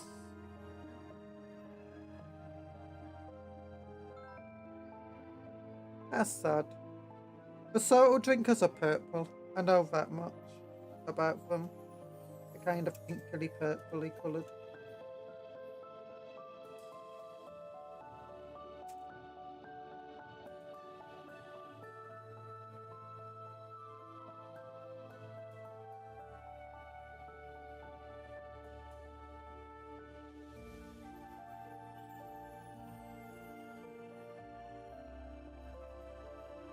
You do have a lot of lava that just vanished.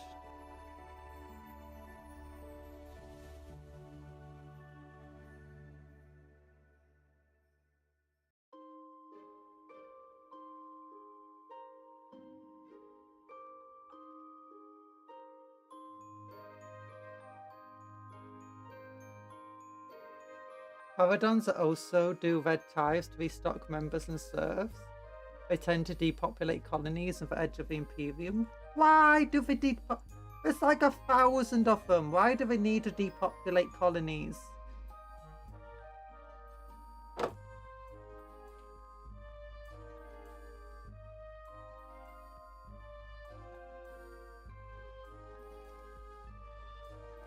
Also, I never knew the Caradons were a Blood Angel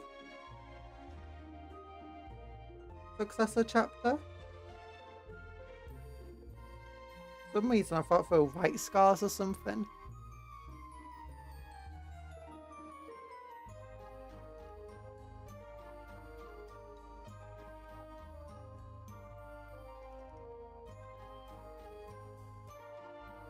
I don't know.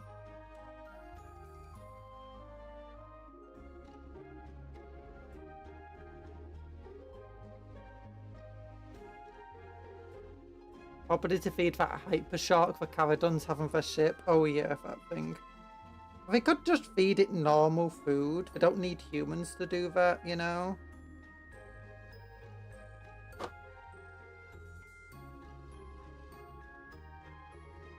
Okay, this is a really annoying part to sprue here. Use a knife to get to it.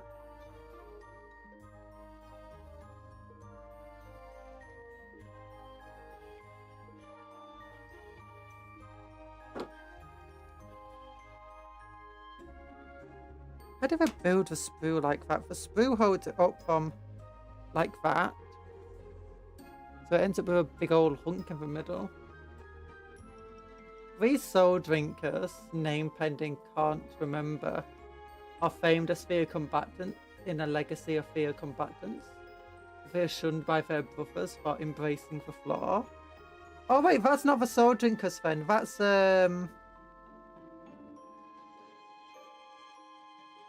you've got a different group. They're called the Flesh Terrors. Not Flesh Terrors.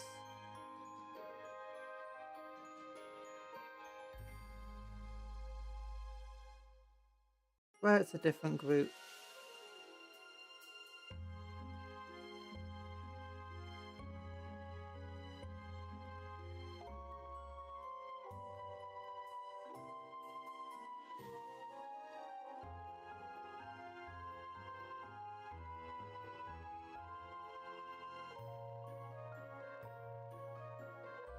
Called the...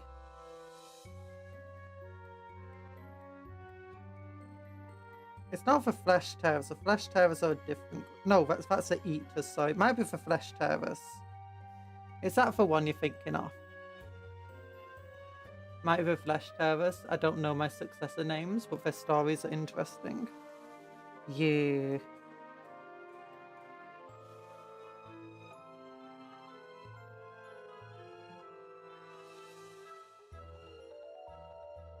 I generally like the successor chapters that, you know, are nicer. Minus the Black Templars.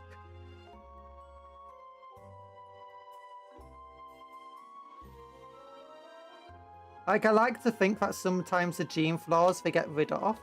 Like, it doesn't affect certain certain successors. Just because of how they behave is different.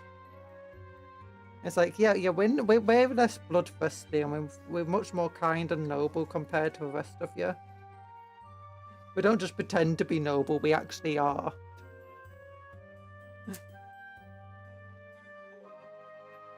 And we don't even act high and mighty because of it. We just enjoy being the way we be.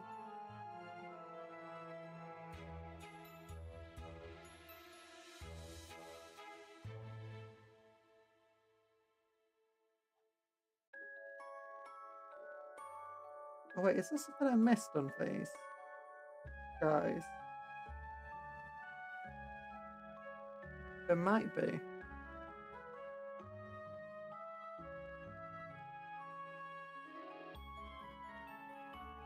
Wait, which one of these is the flamers and for which one's the wraith cannons? I might have accidentally put the wrong one on.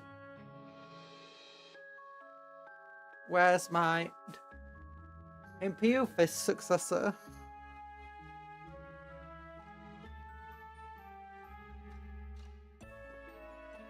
So drinkers were thought to be Dawn Sons, but the novels they were. They went renegade, was a doubt cast on them. The chapter has been resurrected by Carl, probably knows. Ooh. Okay, no, so that is a correct weapon. That is a correct weapon.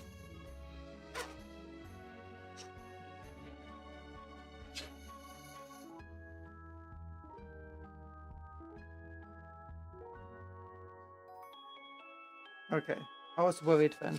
I was worried I got the wrong one.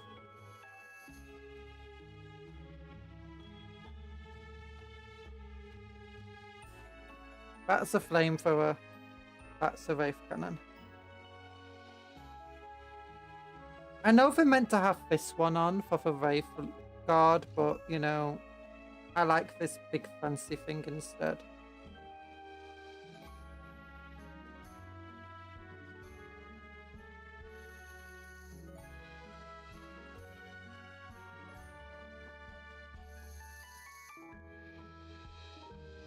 Imperial Fist successors have a deep-seated melancholy and rage, that is similar gene for to the Black Rage. Also came from the heresy as Dawn watched the Imperial Dream burn. Yeah! And he saw the death of Sanguinius. I think the Templars don't get affected by it. It's because the Templars don't hide their own rage. They fully embody the parts of Dawn that was feeling rage all the time, and anger, and hatred.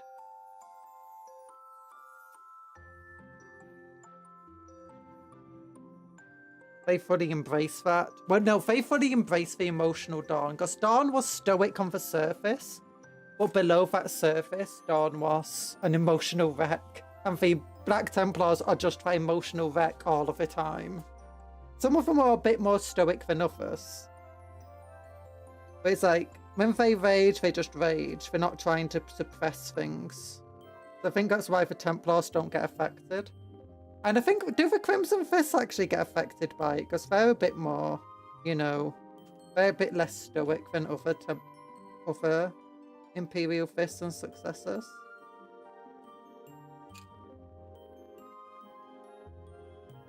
Part of the reason that Iron Cage brutalized the Imperial Fist was because Dawn was so sad and angry, he willingly threw his legion into a metaphorical blender. Yep.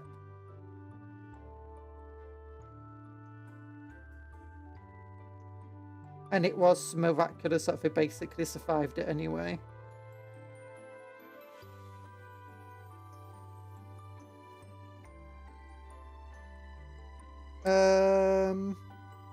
Which is actually one of the reasons why I think Dawn's an interesting character. Because on the surface he seems like this boring person, but it's only the persona he puts out there.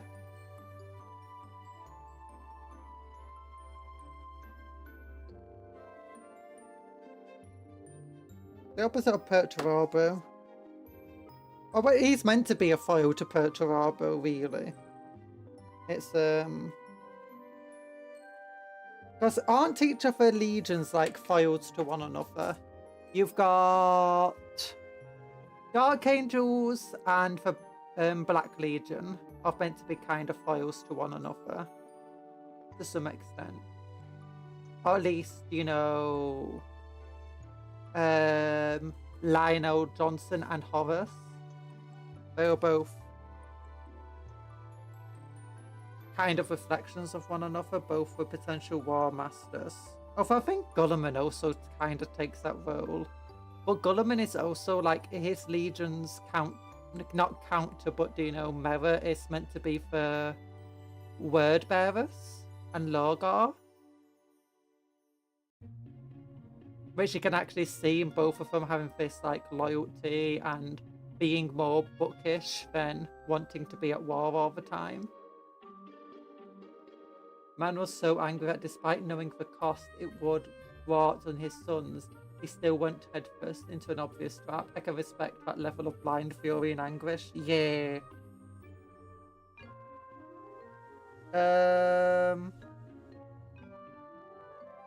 If that's partly because his legion was... Gulliman wanted to split his legion. And Dawn was kind of like, if I don't have a legion to split, it can't be split. I swear that was part of it. Because I remember reading something like that. It was after Gulliman talks about splitting the legions into chapters.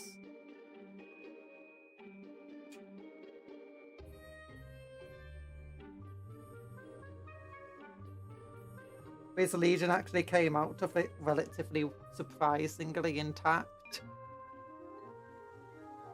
I say surprisingly intact. In fact, I think it's the second largest legion in terms of, do you know how many successors it has?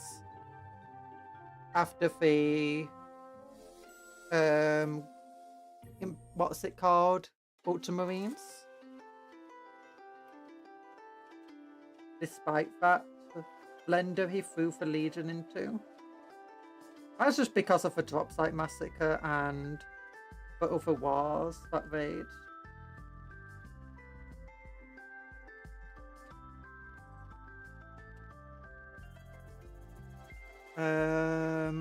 You got the Space Wolves and the Thousand Sons who are mirrors of one another. Space Wolves who effectively deny psychic powers and presence to some extent. And Magnus and whatever. But Russ is kind of psychic, isn't he? Even if he doesn't admit it. I swear that's part of his story. But again, I might be speaking out of my book there.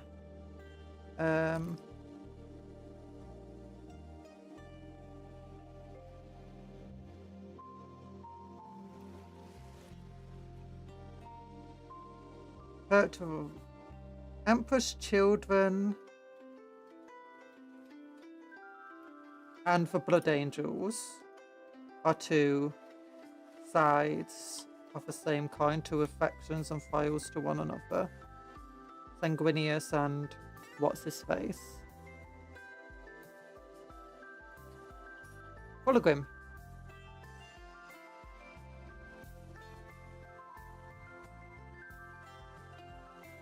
Iron Hands.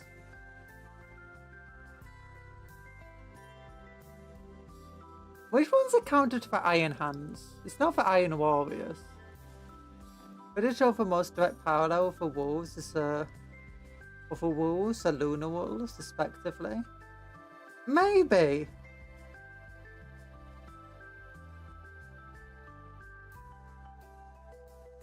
Now for lunar wolves and for space wolves. Well, then you got like for Iron Warriors and for Iron Hands. I don't think they're direct parallels to one another. It's very clear the direct parallel to the Iron Warriors is the Imperial Fists.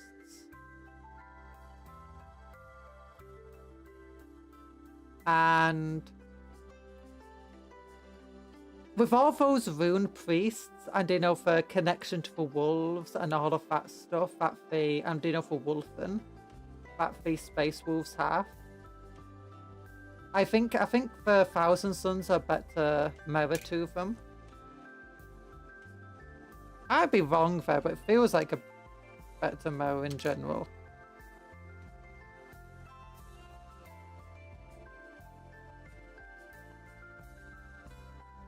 I feel the Dark Angels being the first Legion in many regards. And, do you know, the first Primarch? And the one who could have been the War Master. Being the best at literally everything. Lionel Johnson, I think they're much better parallel to Horus and the Black Legion. But in Emperor's Children be the Iron Hands opposite? They want perfection, but through different methods. Actually, yeah. I was thinking of the fact that both Sanguinius and Fulgrim are very noble, very regal. And both of them, also their marines, are both described as being very beautiful, despite being transhuman. Because most of the time you hear about transhuman horrors of the marines and being scary to look at. But with Sanguinius, Blood Angels, and Fulgrim's Emperor's Children, it was different.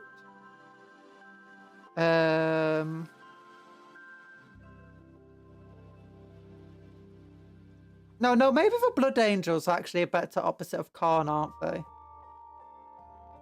Maybe the Iron Hands are better with Slenesh.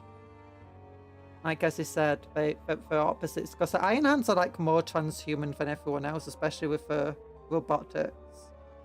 And Fulgrim and what's his face of the Iron Hands are very close to one another. They're like best friends. Meanwhile, the Blood Angels have the entire thing of the Red First and Sanguinius. But then you got the World Eaters with their nails and stuff. Both of them have a rage. Yeah, Blood Angels and World Eaters are definitely better parallels to one another. Iron Hands and Emperor's Children are good parallels as well. Yeah, those are good parallels, yeah. Blood Angels and World Eaters have fury, but one is tempered, the other is unchained. Yeah. One is avoidable and the other isn't. One is self-inflicted and the other is one that you have to fight against.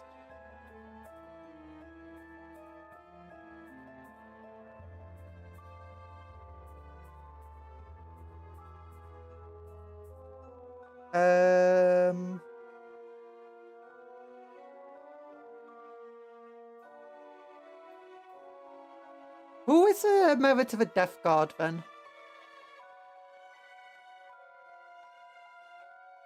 Because obviously you got, it's not always the one they're most obsessed with either though. Just because someone's obsessed with another doesn't necessarily mean they're parallels to one another. Because you got Corvus who was kind of obsessed with Vulcan to some extent, and they weren't parallels to one another. Because it was a Raven Guard and Night Lords that are definitely the parallels. Same obsessions.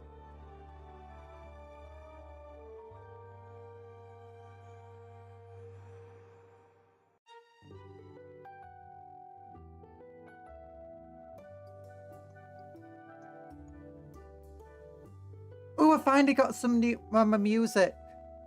The person I hired to make some background music for me has got back to me again and has shown me 3 of the 5 songs, and they're really nice.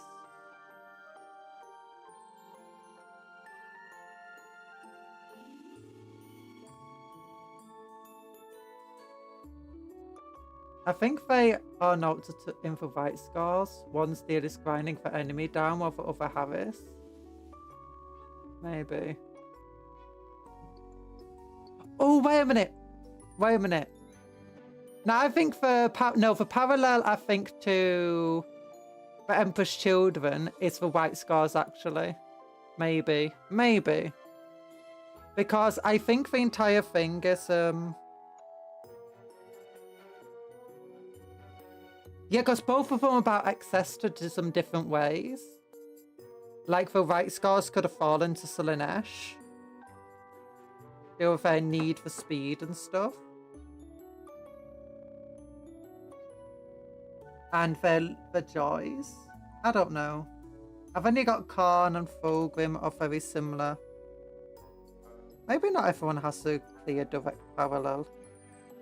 Maybe the Iron Hands and the Death Guard are more similar to one another, actually. And Mortorion. Maybe they're good parallels. Maybe.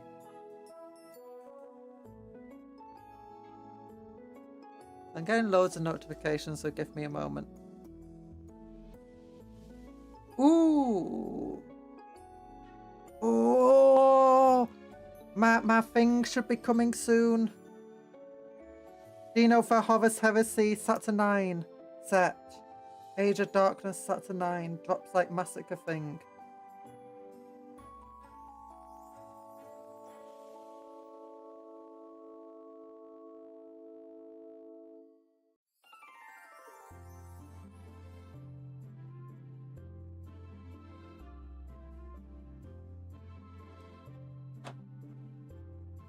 That's like a bit opposite of 2 Lost Legions. Maybe. I feel like the 2 Lost Legions would have to be opposites of one another, though.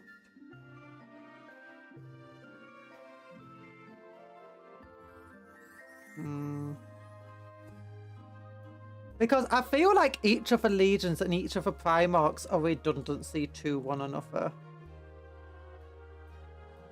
You got Horus and Lionel. Maybe Gilliman and Logar. Perturabo and Rogul'Dan.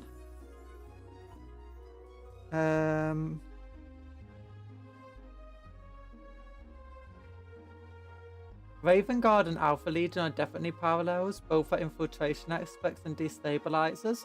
Yeah, that is very true, actually. I was just thinking that when I thought of the Alpha Legion.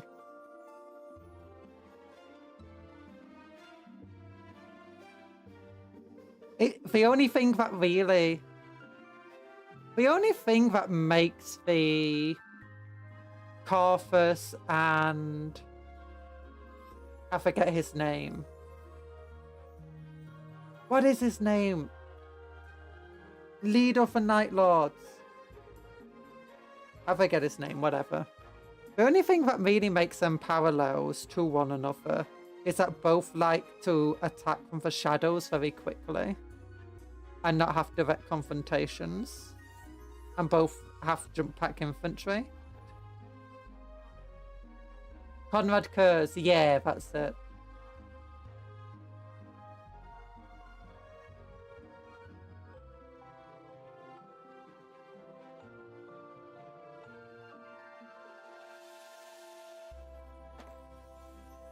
But for fact that Alpha Legion and... I feel like for Alpha Legion, it's always just a parallel of itself. You know, sounds silly, but...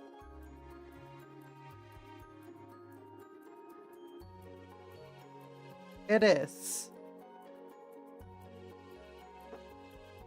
Especially since they might be twins, you know. Alfarius and whatever his name is.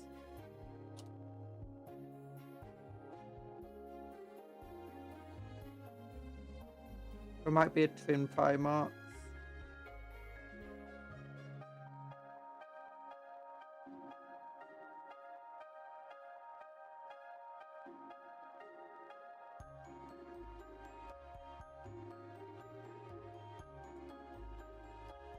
Who else is there?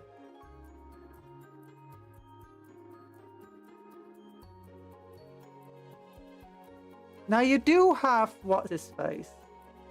Hey, maybe the Space Wolves aren't really parallels to 1,000 Suns. I think they are in some regards. Because both of them have their own unique versions of Psychos.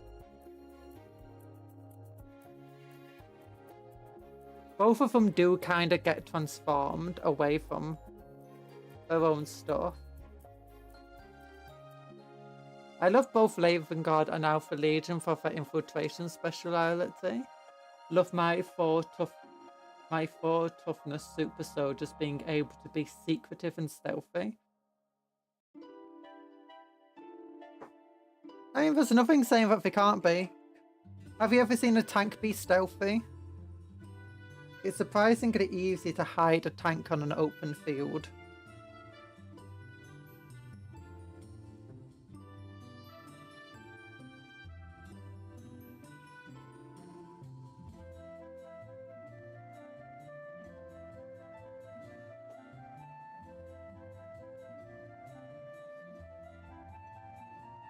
In this case, 4T was 4 tons. Oh, 4 tough tons. Are they actually that heavy though? I don't think they're quite 4 tons.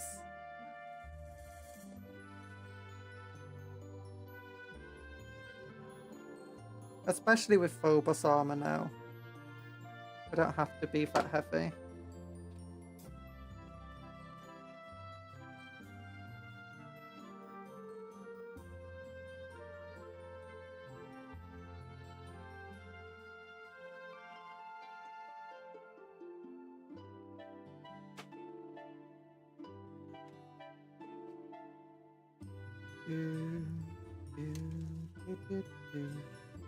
That's 58 here.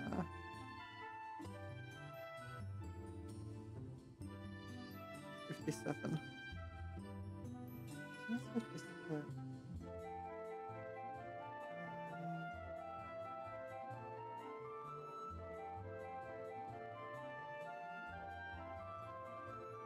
You know, I'll just go with this, see if it works. Please, for the love of all that is healthy, never let the Alpha Legion get Phobos armor. Guys will have stealth in close quarter combat. I mean, I think they already would do. Because aren't the Alpha Legion one of those legions where technically they're bad guys, but technically they're also good guys at the exact same time? You don't really know what side they're truly on. Like half of the Alpha Legion are Imperial still. They're just not known as the Alpha Legion anymore. And sometimes they're infiltrating Chaos Legions. And sometimes they're infiltrating Friendly. Sometimes then you got the Alpha Legion infiltrating Imperial Legions.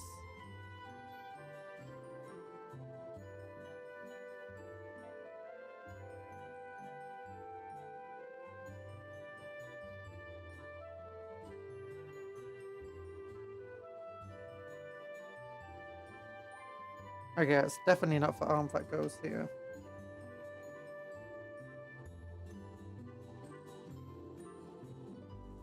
Hello, Carly. How you doing? It has been a while. A long, long while. We're making Wraith Guard because we read the combat patrols. We got some Wraith Guard out of it.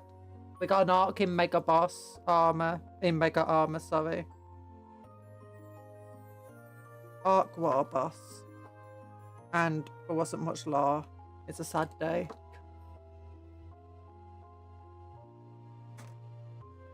And how you doing? Strength 14 guns. Oh.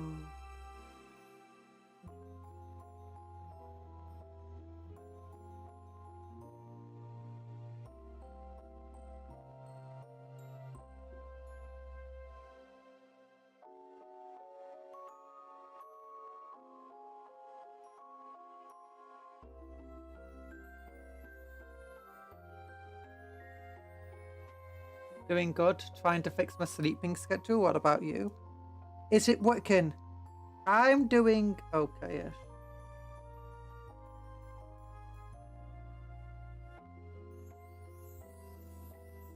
Struggling to stick this arm together.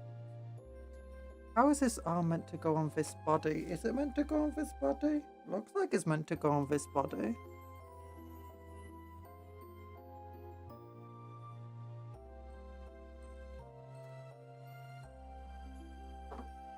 Nope, but I'm still trying. Yeah. Well, I wish you luck trying to fix your sleeping schedule. But, stick here. Stick here. Go here. Yeah, like that. No, that can't be right. That can't be right. Why is it down here? Can't have that arm reach down here? No. Actually, wait, it can.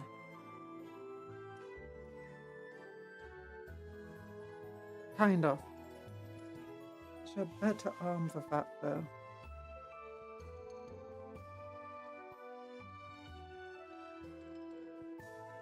Maybe I was wrong to throw this arm aside.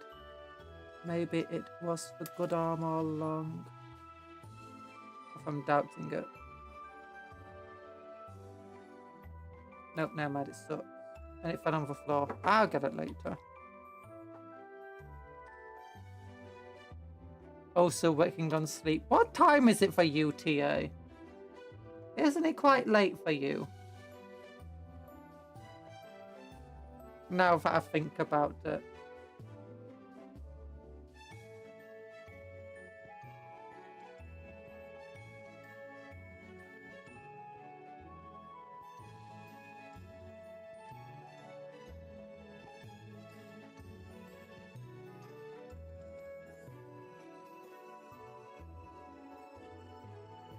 There we go. There we go. Look at him. Look how cool that Wraith Guard is. Like, I'm so cool. I'm too cool for school. I know how to rule.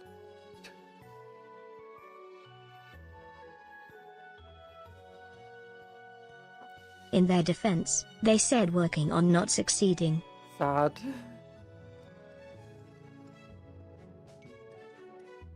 I don't think watching my stream in the middle of the night is necessarily going to help you with your working on your sleep schedules.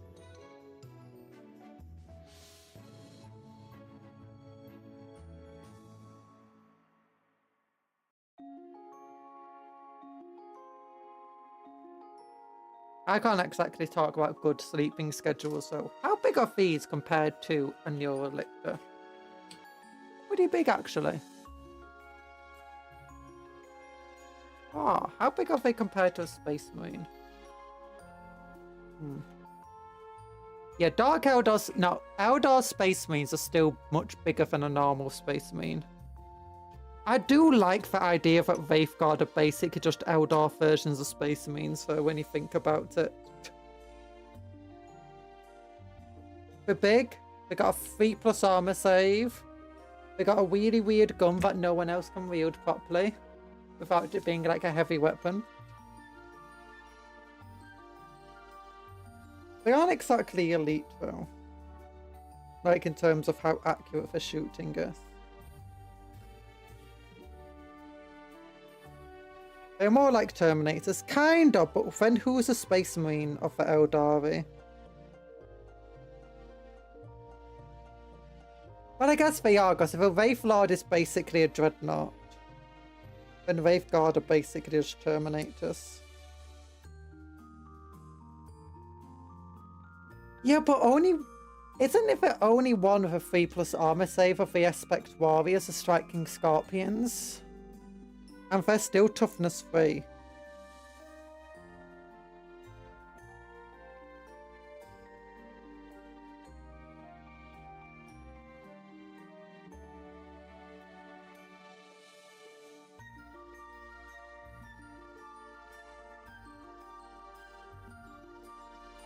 The Aspect Warriors, I feel like, are more like Tempestus Scions. You know, the elite of the elite. But still normal Eldar.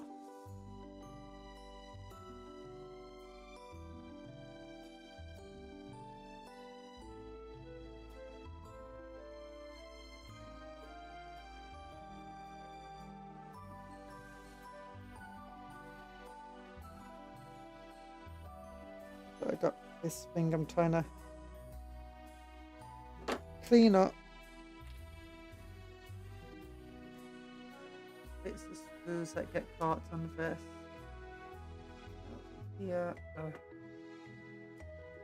marble screw here. There we go.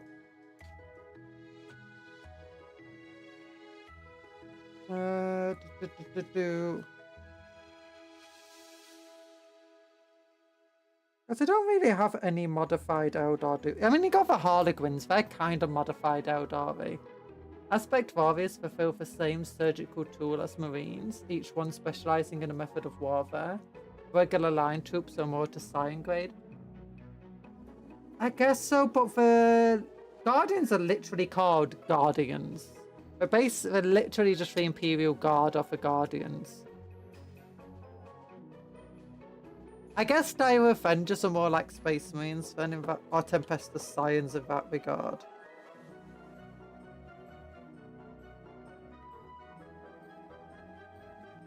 You know, as a baseline elite infantry. Better armored, better armed, better trained. I'm being silly. I forgot to cut out a certain bit I needed. Hi, Nick the Salamander. Didn't I say hi to you earlier? I swear I did.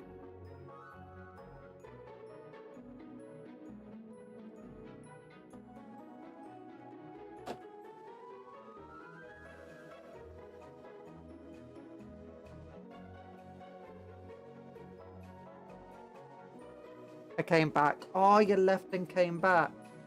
Oh, you missed all the exciting lore, Nick. There's so much. So much. I'm like dying for what's barely any lore. Was only one codex that actually had one of the magazines that had any decent amount of lore in it. Of the 4 magazines, it was sad. I feel lied to.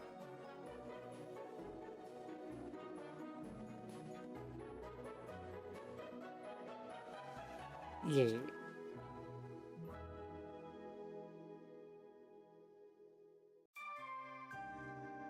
You've then got the...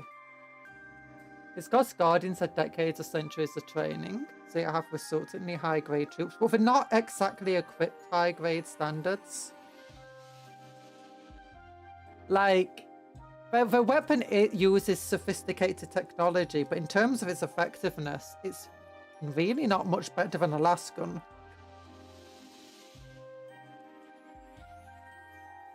And in terms of how they're utilised, they're definitely just utilised as basic troops bringing in. I'm painting Deathwatch. Ooh. We're working on some Wraith Guard right now. I'm going to convert them a bit late after we finish making them to have some Tyranid bits on them so that they look more Corsairy.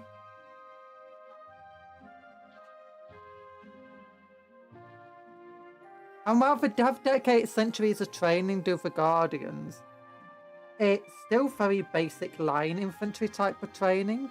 It's like just being drilled over and over and over again into, you know, this is how you shoot a gun.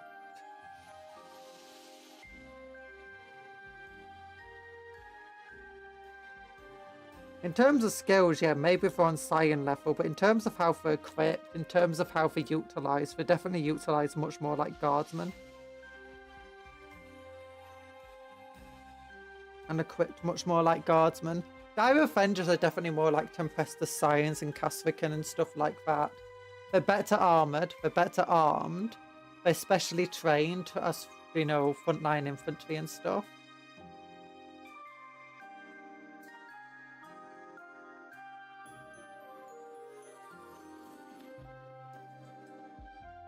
They're not like a specialised type, unlike the other aspect warriors who all do for something very specific. Dire Avengers are basically generic, do-it-all warriors.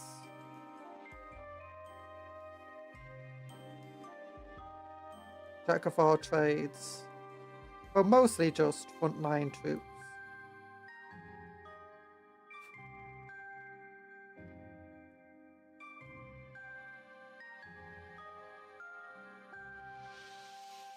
And then I guess, yeah, you've got your Reavers, who are basically just Space Marine versions of Howling Banshees. You got your Striking Scorpions, who have your 3+ armor save.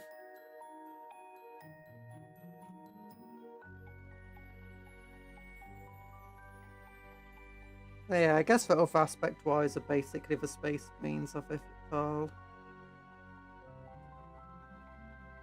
Your Rangers are just your scouts.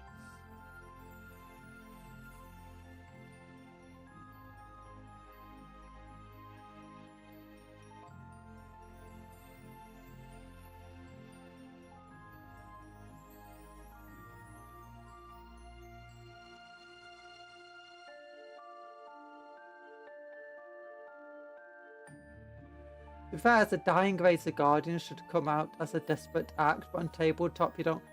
Not even in lore do you get that feeling. Eldar have the same issue that the High Elves do in lore. There's always enough of them to die in for millions. There's always enough of them that you can have them dying in droves upon droves. Because, I mean, it's like we were reading that book, right, about, I say reading that book, that magazine. Last time we were reading it, we had a story about some Chaos Space Marines who were attacking an Imperial world, and they're going into the catacombs to get hold of an ancient relic. and the Eldar teleported in to stop them. And the first line of infantry that they had to fight was just some Guardians. Like, the Guardians just set up to buy time so that everyone else could do stuff. And that's just how often you see Guardians being utilised in the lore. It's really weird. I mean, it makes some sort of sense, though, when you think about it, because it's... almost everything that Eldar do now when it comes to war is a desperate last act.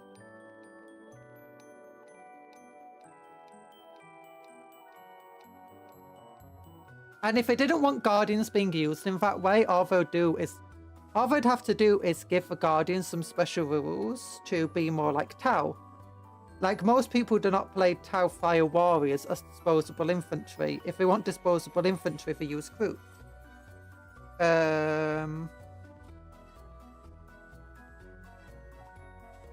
All you have to do is change up how you have the Guardians of a tabletop to act more like Fire Warriors. You want to keep them alive, you want to keep them fighting.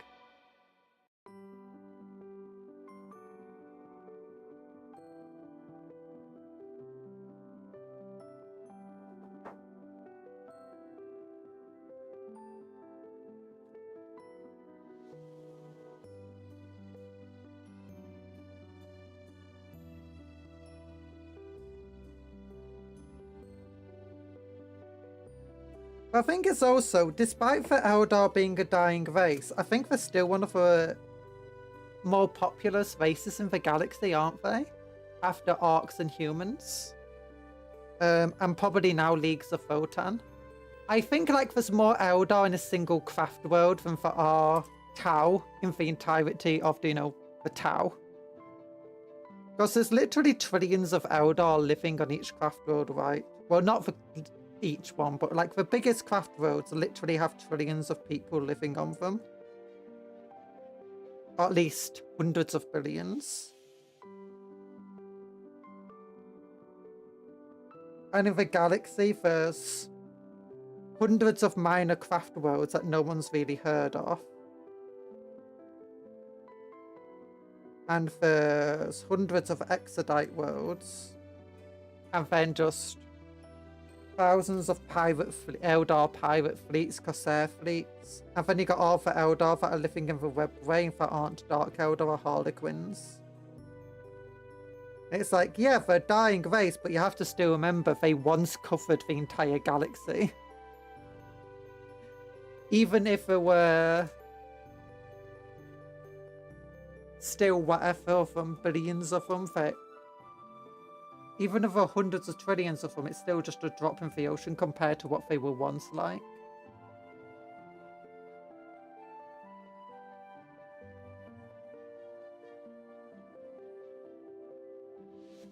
Hundred of minor craft worlds that no one knows of, until the local hive tendril needs a pre-game snack.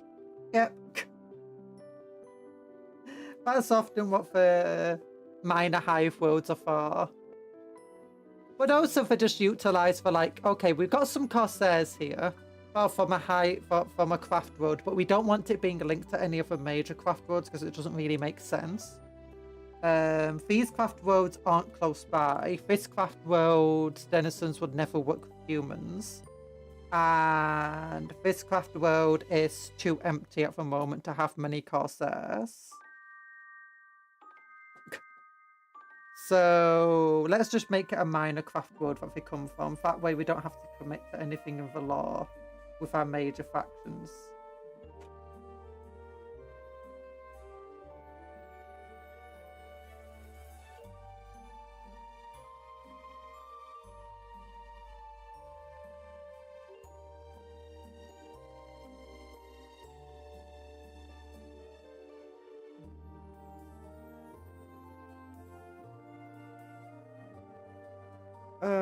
But yeah, it always seems to be the only time to hear of minor craft worlds is when someone needs to blow a craft world up. Chaos, High Fleet Tendrils, the Imperials, the Death Watch need to do something really cool just before the story starts. Last thing they did was blow up a craft world. To be fair, Commonwealth isn't the only city in the web race, so these Corsairs may not even have a craft world per se. Yeah. And also, just because they don't have a craft world doesn't... Eldar fleets are capable of being self-sustaining even without a craft world. That's what I wanted to say.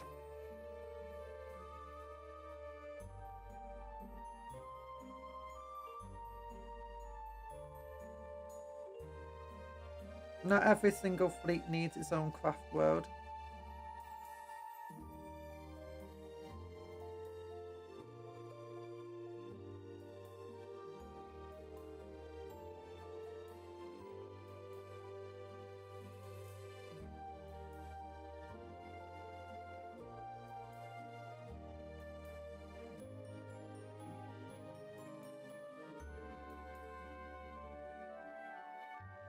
Okay, I'm looking for the hand that would fit this model.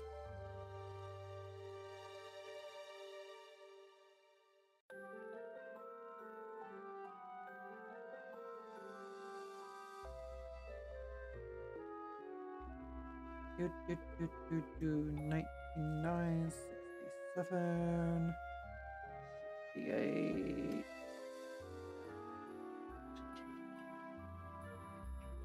Why did I put that other arm? Over here. Could you fit here? No, that's definitely not the correct one.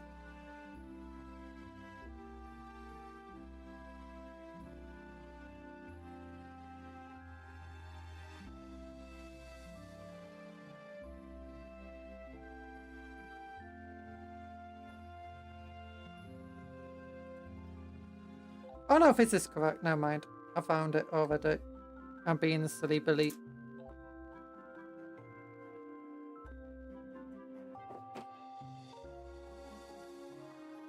Yeah, I mean tabletop campaigns, not Armada. In BFG campaigns, Elder Corsairs can play from hidden pirate bases. This could be a chain of asteroids in a planet's rings if you so decide. Yeah, that could also work. I've also got Eldar that this is very old lore. But it used to be that Eldar were 40k was not as grimdark as it is now. Like people are always saying like, oh, 40k is becoming, you know, too purified for modern audiences. It's like, no. You don't understand how 40k used to never be that grimdark. It was only that grimdark when it really wanted to be. Eldar used to live amongst humans quite peacefully, and the Imperium, and you even had Eldar Space Marines and half Eldar Space Marines. With even, was it the Dark Angels who had a librarian that was half Eldar, and it was a named character? But yeah, they for 40k and fantasy lore were much more similar than they are now. But that being said, some of that still exists in the lore today. You still do have some planets that trade openly with the Eldar and other Xenos, and have Xenos living upon them. The Imperium just turns a blind eye to it as long as they play for tithe. Usually because the rogue trader who owns the entire area is just like really charismatic. That sounds like a heck ton of heresy. Sounds like it, but it's not. It was, oh, the Ultramarines had the librarian. Yeah, it was. It was a thing.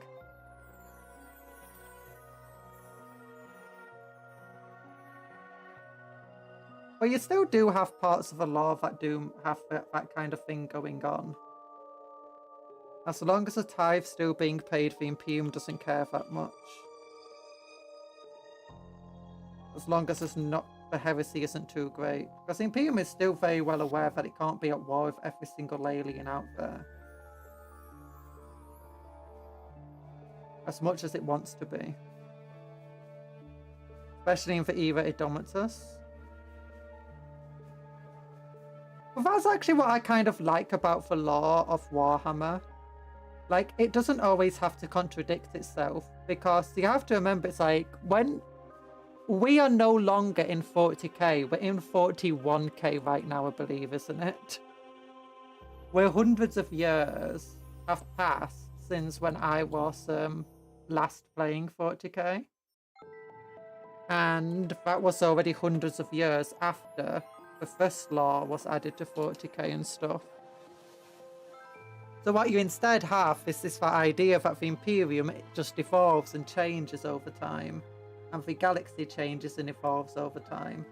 Sometimes the Imperium is going to be a lot kinder to Xenos, other times it's going to be more aggressive towards them. And it's as needs must. Is Chaos currently pushing against the Imperium and threatening to destroy it? Are the Tyranids currently a major threat? Yes. Obviously, we're going to work more with Xenos. We're going to make our rules more lax so that we can survive the coming wars. I don't mind some jolly cooperation between humans and Xenos. Eldor and Tau are easily the most personable of races, although Eldor's super egotistic and will screw you over for a leg up. Well, that's exactly how humans behave towards a Tau. Humans are incredibly egotistical compared to the Tau and will screw you over for a leg up. By the way, there's something I wanted to look at on the website. I just remembered. Look at this. Okay, actually, Dropsite Massacre, look how... I clicked on this link and this video here was still set to private. That's how quick I was to seeing they updated this. Look at this. You think this is the Imperialis scale? Because it's like, oh, look, there's a Titan there. There's lots of stuff. No, this is 40k scale. That's a 40k Warlord Titan. It's a massive diorama at Warhammer World right now. Look at it. That's a full-scale Saturnine Dreadnought. And that one too. Saturnine Terminators. The half-elder characters sort of still exist in lore. Malkador made him in a lab and treated him like a therapist to reveal his secrets too. Oh my goodness. That's cool, actually. Malkador wasn't really a thing much when I was playing. And neither were the Primarchs and stuff. Especially not for Custodes. Everything was like all sheathed in mystery with them. And all we had was guesswork. Like, people presumed that the Custodes were like... People already guessed it. It wasn't law, but people guessed that the Custodians were made from the Emperor's own gene seed. While others suggested that there was something completely different entirely. But we didn't even know the Custodians back then or whatever. Humanity in the 40k universe is very rightfully jaded. You can understand that they have no time for upset, sorry-eyed fish goats. But at the exact same time, they should have time for them. Like, imagine if the Imperium acted more like the Tau. As soon as they met the Tau, they wouldn't have a war. The Tau would be absorbed into the Imperium. And if the Tau ended up, you know, whatever, trying to betray them or whatever, then you can send a crusade. And on top of that, the Tau would have a civil war potentially over it. I feel like the Imperium would be in a much better position if it was friendlier in its galaxy. And also, when you play games like Stellaris and stuff, and it can very quickly change like how you want to play your Empire, depending on like how badly you're being beaten up. And sometimes you're like, you know what? My Xenophilic Empire is really, really starting to struggle with these aliens around it. They're really, really mean. I've had sometimes your Xenophobic Empire like, you know what? Maybe things would just be easier if we decided to be friends. I miss Stellaris. I want to play it again. But yeah, look at all of this diorama. Oh, poor Salamander. The poor Salamander here. Oh no. Look at that Warhound Titan. How many thousands of pounds of miniatures are in here? Look at that Warhound Titan. Is that a Reaver Titan? That's a Reaver Titan. I could have that Warhound Titan. Give it to me, Games Workshop. If you just got to smash it up for a diorama, you might as well just... Imperium is also an ever-hungering war machine by this space, but is in its eyes, but to belonging in the Imperium so it can be more directly managed. As off hands as Imperium is with that stuff, yeah. Oh, look at this thing. Oh, who even is that? Is that the Iron Warriors? That's the Iron Warriors, isn't it? Oh, look at the Titan. Oh, there's another Titan crushed down there. A Reaver Titan, isn't it? Oh.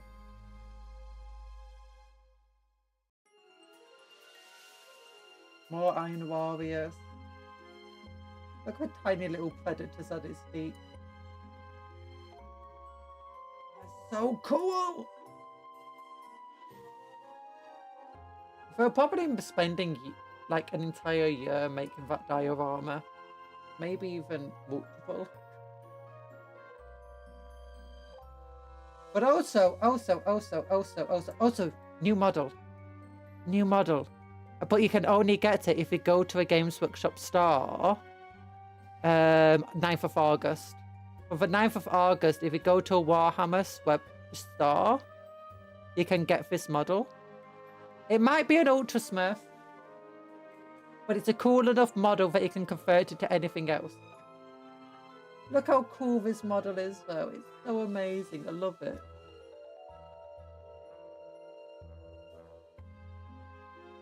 We also got some of the rules for the Templars, and some people are really upset about it, but I don't know why, because it's cool.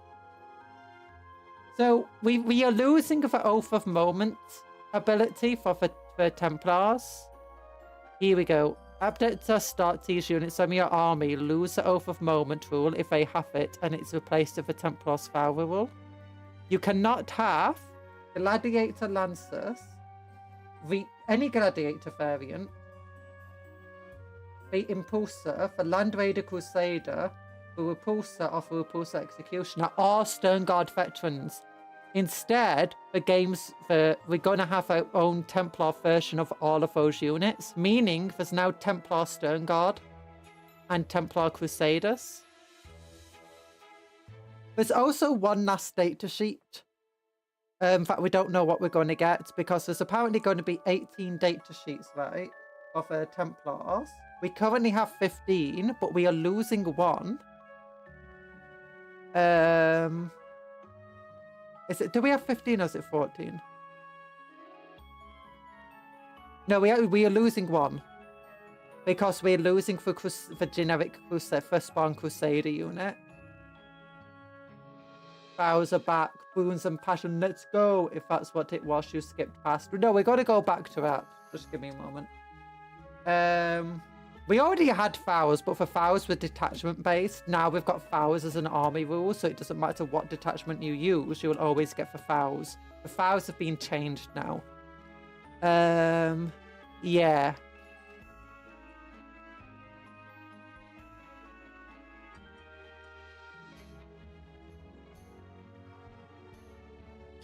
What is it? Templars respect the rule of 3. Oh, I can't remember. What was the target? Oh yeah, we 15 data sheets. We're going down to 14 because we're losing Firstborn Crusaders. But we're gaining 2 new characters. That brings us up to 16. We're gaining a Crusader variant and a Stern Guard variant. We don't know what the other variant's going to be. We assumed it was going to be Terminator variant. But we can still take Terminators. But I think Terminators have a Oath of Moment special rule, so I don't know. But yeah, here's the vows you get now. You can choose one vow before the start of a battle. Above the witch, destroy the witch. If one or more targets have the psychic keyword, you can re-roll the charge roll, and melee weapons equipped by models in this unit have the precision ability while targeting Psycho units. Yeah. So if you're going up against Psychos, he is slightly better. Now, this is actually worse than what we had before. Because before it gave melee weapons anti-Psycho.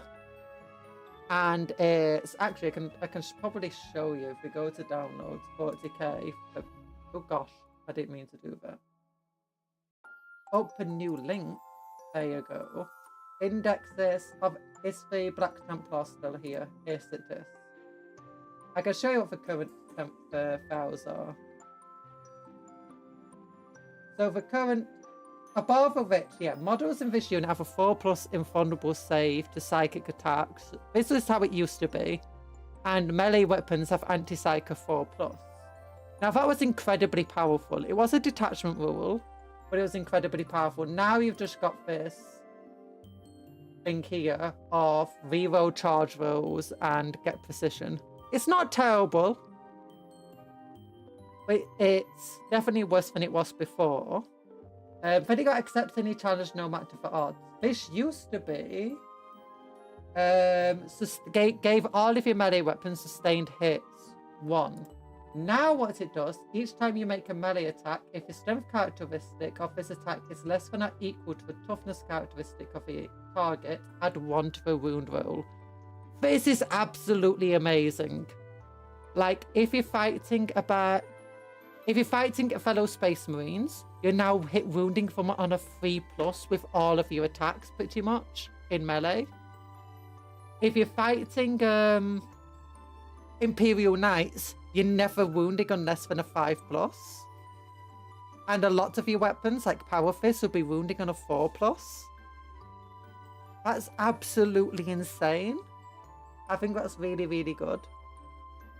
It would be nice if it was all of your attacks, but you know. So the not being clean to live used to be lethal hits on melee weapons. Now what it does is this unit is eligible to declare a charge in a turn in which it fell back, which is pretty cool. And each time a model in this unit makes a pan in a consolidation move, it does not need to end that move to the closest enemy model, provided it ends the move as close as possible to the closest enemy unit, which allows you just to completely surround enemies, which I think is really good. And the ability to fall back and charge again so you can get attack first each turn is really good. That's not bad. It's not sustained hit. It's not lethal hits, which is a bit of a loss, but it's not... Lethal hits was really, really easy to get anyway, since so many things give lethal hits in Space Marines. Like, you know, you got your lieutenants and you got your apothecaries biologists. The lethal hits aren't exactly hard to come by. Then you got Uphold for Honor of the Emperor, which used to be Feel No Pain 6+. This was one of my favorites, and a leadership characteristic of 5+. Now it gives you sticky objectives, and it allows you to add defense at the same time that you perform an action in missions that require actions, which is actually really, really good. Every single infantry model being able to have sticky objectives is really, really powerful. We've also know what one of our army detachments will be, and it's this. It's not that one, it's this one. Detachment rule: Vindicate Task Force, Purge and Sanctify. Each time an attack targets an ancient unit, so if it basically has a banner in the unit, if that unit is within range of one or more objective markers and the strength characteristic of that attack is greater than the toughness characteristic of its model, subtract 1 to the wound roll. That's pretty powerful. Provides a lot of toughness to your army. Also, each time a Crusader squad uses a Righteous Seal move, that unit can move the closest enemy, the closest objective, rather than the closest enemy unit, which is also pretty cool. I'm pretty excited of these things. It does mean I have to change up some of my tactics and ideas for my armies, but you know, it's cool. We've also got this enhancement here. No enhancement. Oh no, enhancement, yeah. Vindication Task Force. enhancement. Adeptus Astartes. Models of a bearer's units have 5+. That's a really cool enhancement. 5+ invulnerable save for your unit. And considering assuming Crusader squads can still be up to 20 models, that's ridiculous. And you can have an ancient in the unit as well. So when any ancient model from your army is destroyed, that ancient model, you can use this stratagem on that model even though it was just destroyed. At the end of a phase, set your model back on the battlefield as close as possible to where it's destroyed and not within engagement range of one or more enemies with its full wounds remaining. That's pretty cool, actually. You don't even have to roll for it. And that's any ancient model, so that would include an ancient and Terminator armor.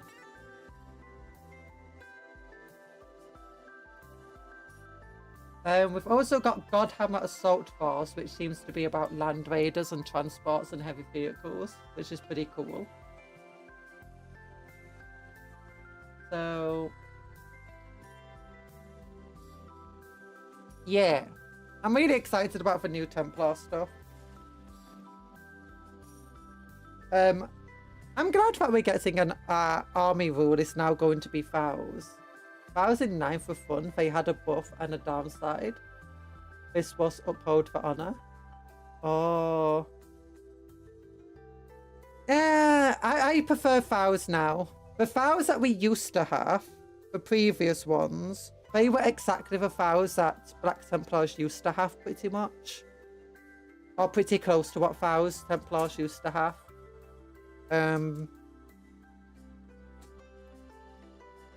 Fashion. Each time an enemy model makes Vows. Models in this unit have 5+ invulnerable save. Each time an attack is made against this unit, an unmodified wound roll of 1 or 2 that attack fails irrespective of any abilities.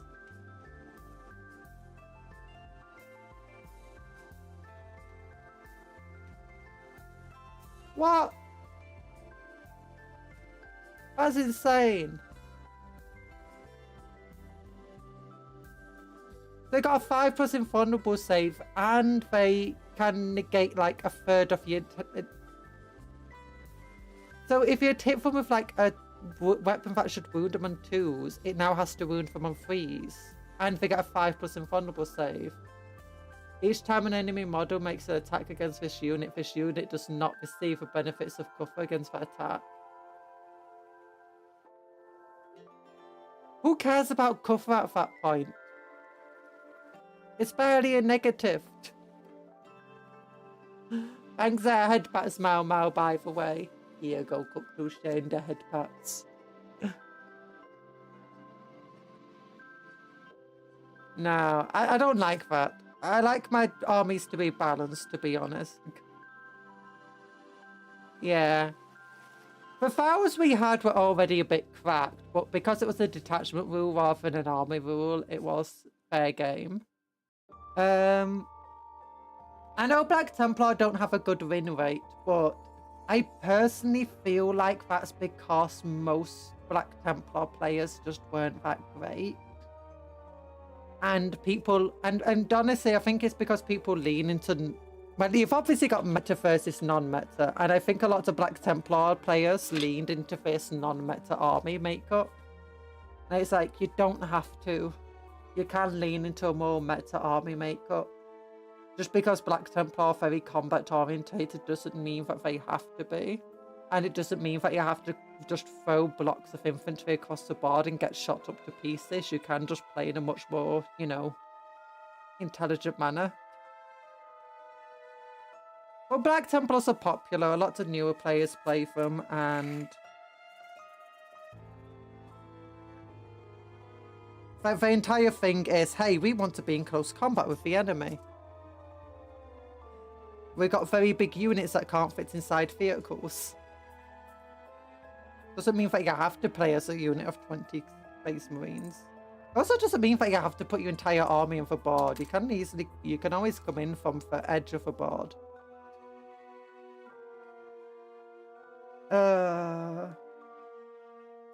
But I do think part of that win rate is because we had to pay more points for vehicles, and how much we're paying isn't necessarily worth the vehicle itself.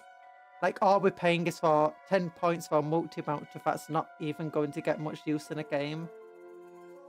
And that as a result just means that, that if we do want to play in a more balanced, you know, meta way, we end up being a few points more expensive than other Space Marines.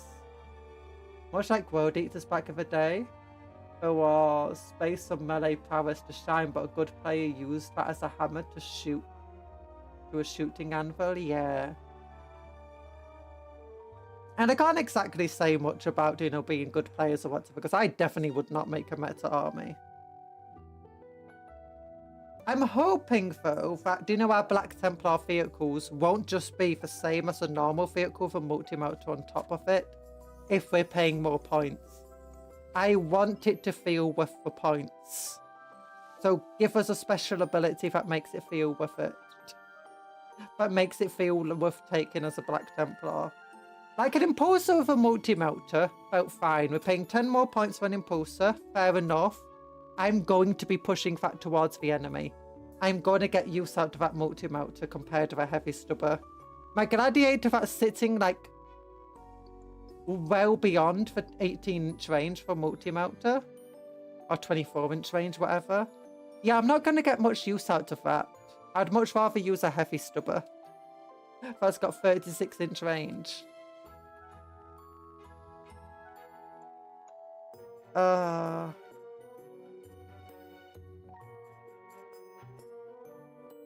mean, repulsors weren't too bad, being 10 points more for multi-motor.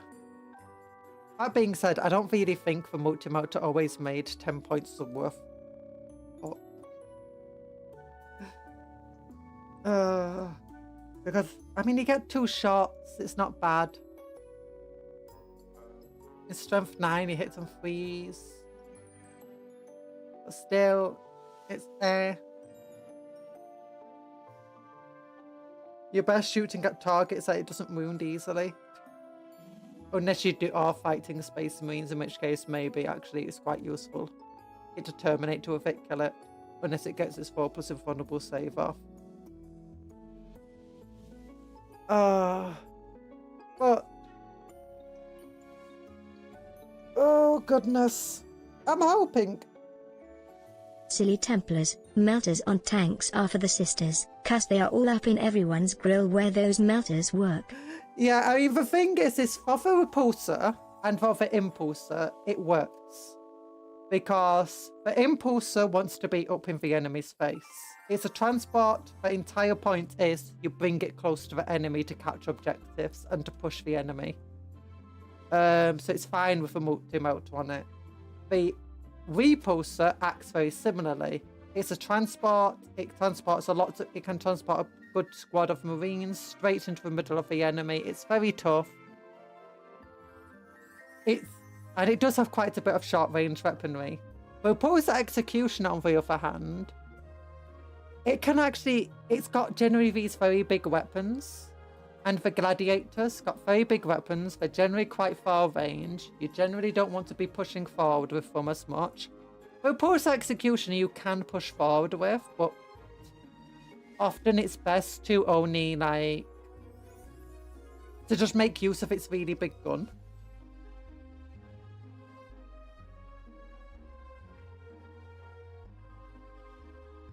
Like, a lot of people use the Repulsor Executioner without even using its transport capability very much. Because it can't transport much, it can only transport as much as an Impulsor can. So about 6 Marines, or is it 7 Marines?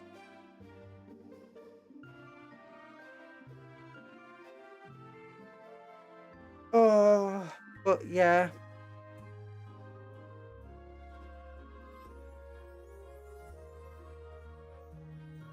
And Repulsor Execution is definitely capable of moving up front. It's just one of those things you keep on the back line, and then once you find an enemy's weakness, that's when you push it straight into the middle of the enemy and then potentially deploy some troops on them. It's more of a late game pusher rather than an early game pusher. So, but that just means you get less use out of your multi-motor because you're you got less turns to use it in. That being said, the Impulsor is expected to die pretty quickly. That's also another reason why it's not that great on the Impulsor.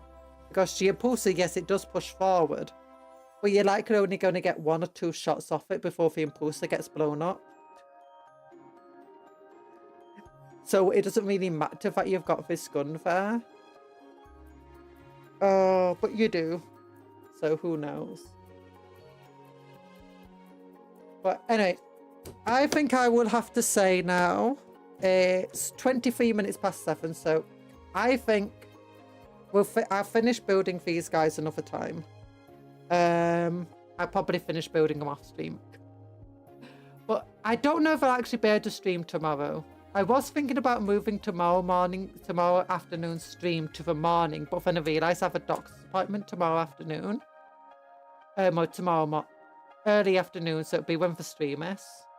So I won't be able to stream then. And I might be going to see Superman in the evening, so I don't know. If I can stream, I'll stream. If I can't stream, I can't stream. I'll find out. I probably won't find out to the day what's happening. Ooh, movie. Yeah, I'm really excited to see the Superman film. Super excited. I wanted to wait a little bit to go and see it because I don't want to deal with the crowds. Also, it's just, I'm going with my parents, so it's just trying to find when they can watch it and when I can watch it and stuff. But anyway, thank you everybody. I love you all. It's been nice talking to you and reading lore with you and stuff. If you're not liked the stream already, then please like it because it really helps me out. And every like on this stream is a prayer to our 4-armed emperor. Stop. Goodbye, everyone. Love you all. I remember, work hard but play harder. Take care of yourself and be kind to others and vice versa. Eat good food, sleep well, dream of cupcakes, but don't eat the cupcakes because they're fans, not food, you silly eggs. Bye-bye. Where am I? Where am I?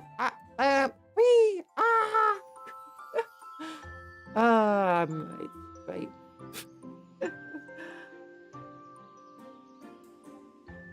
Pop goes a weasel.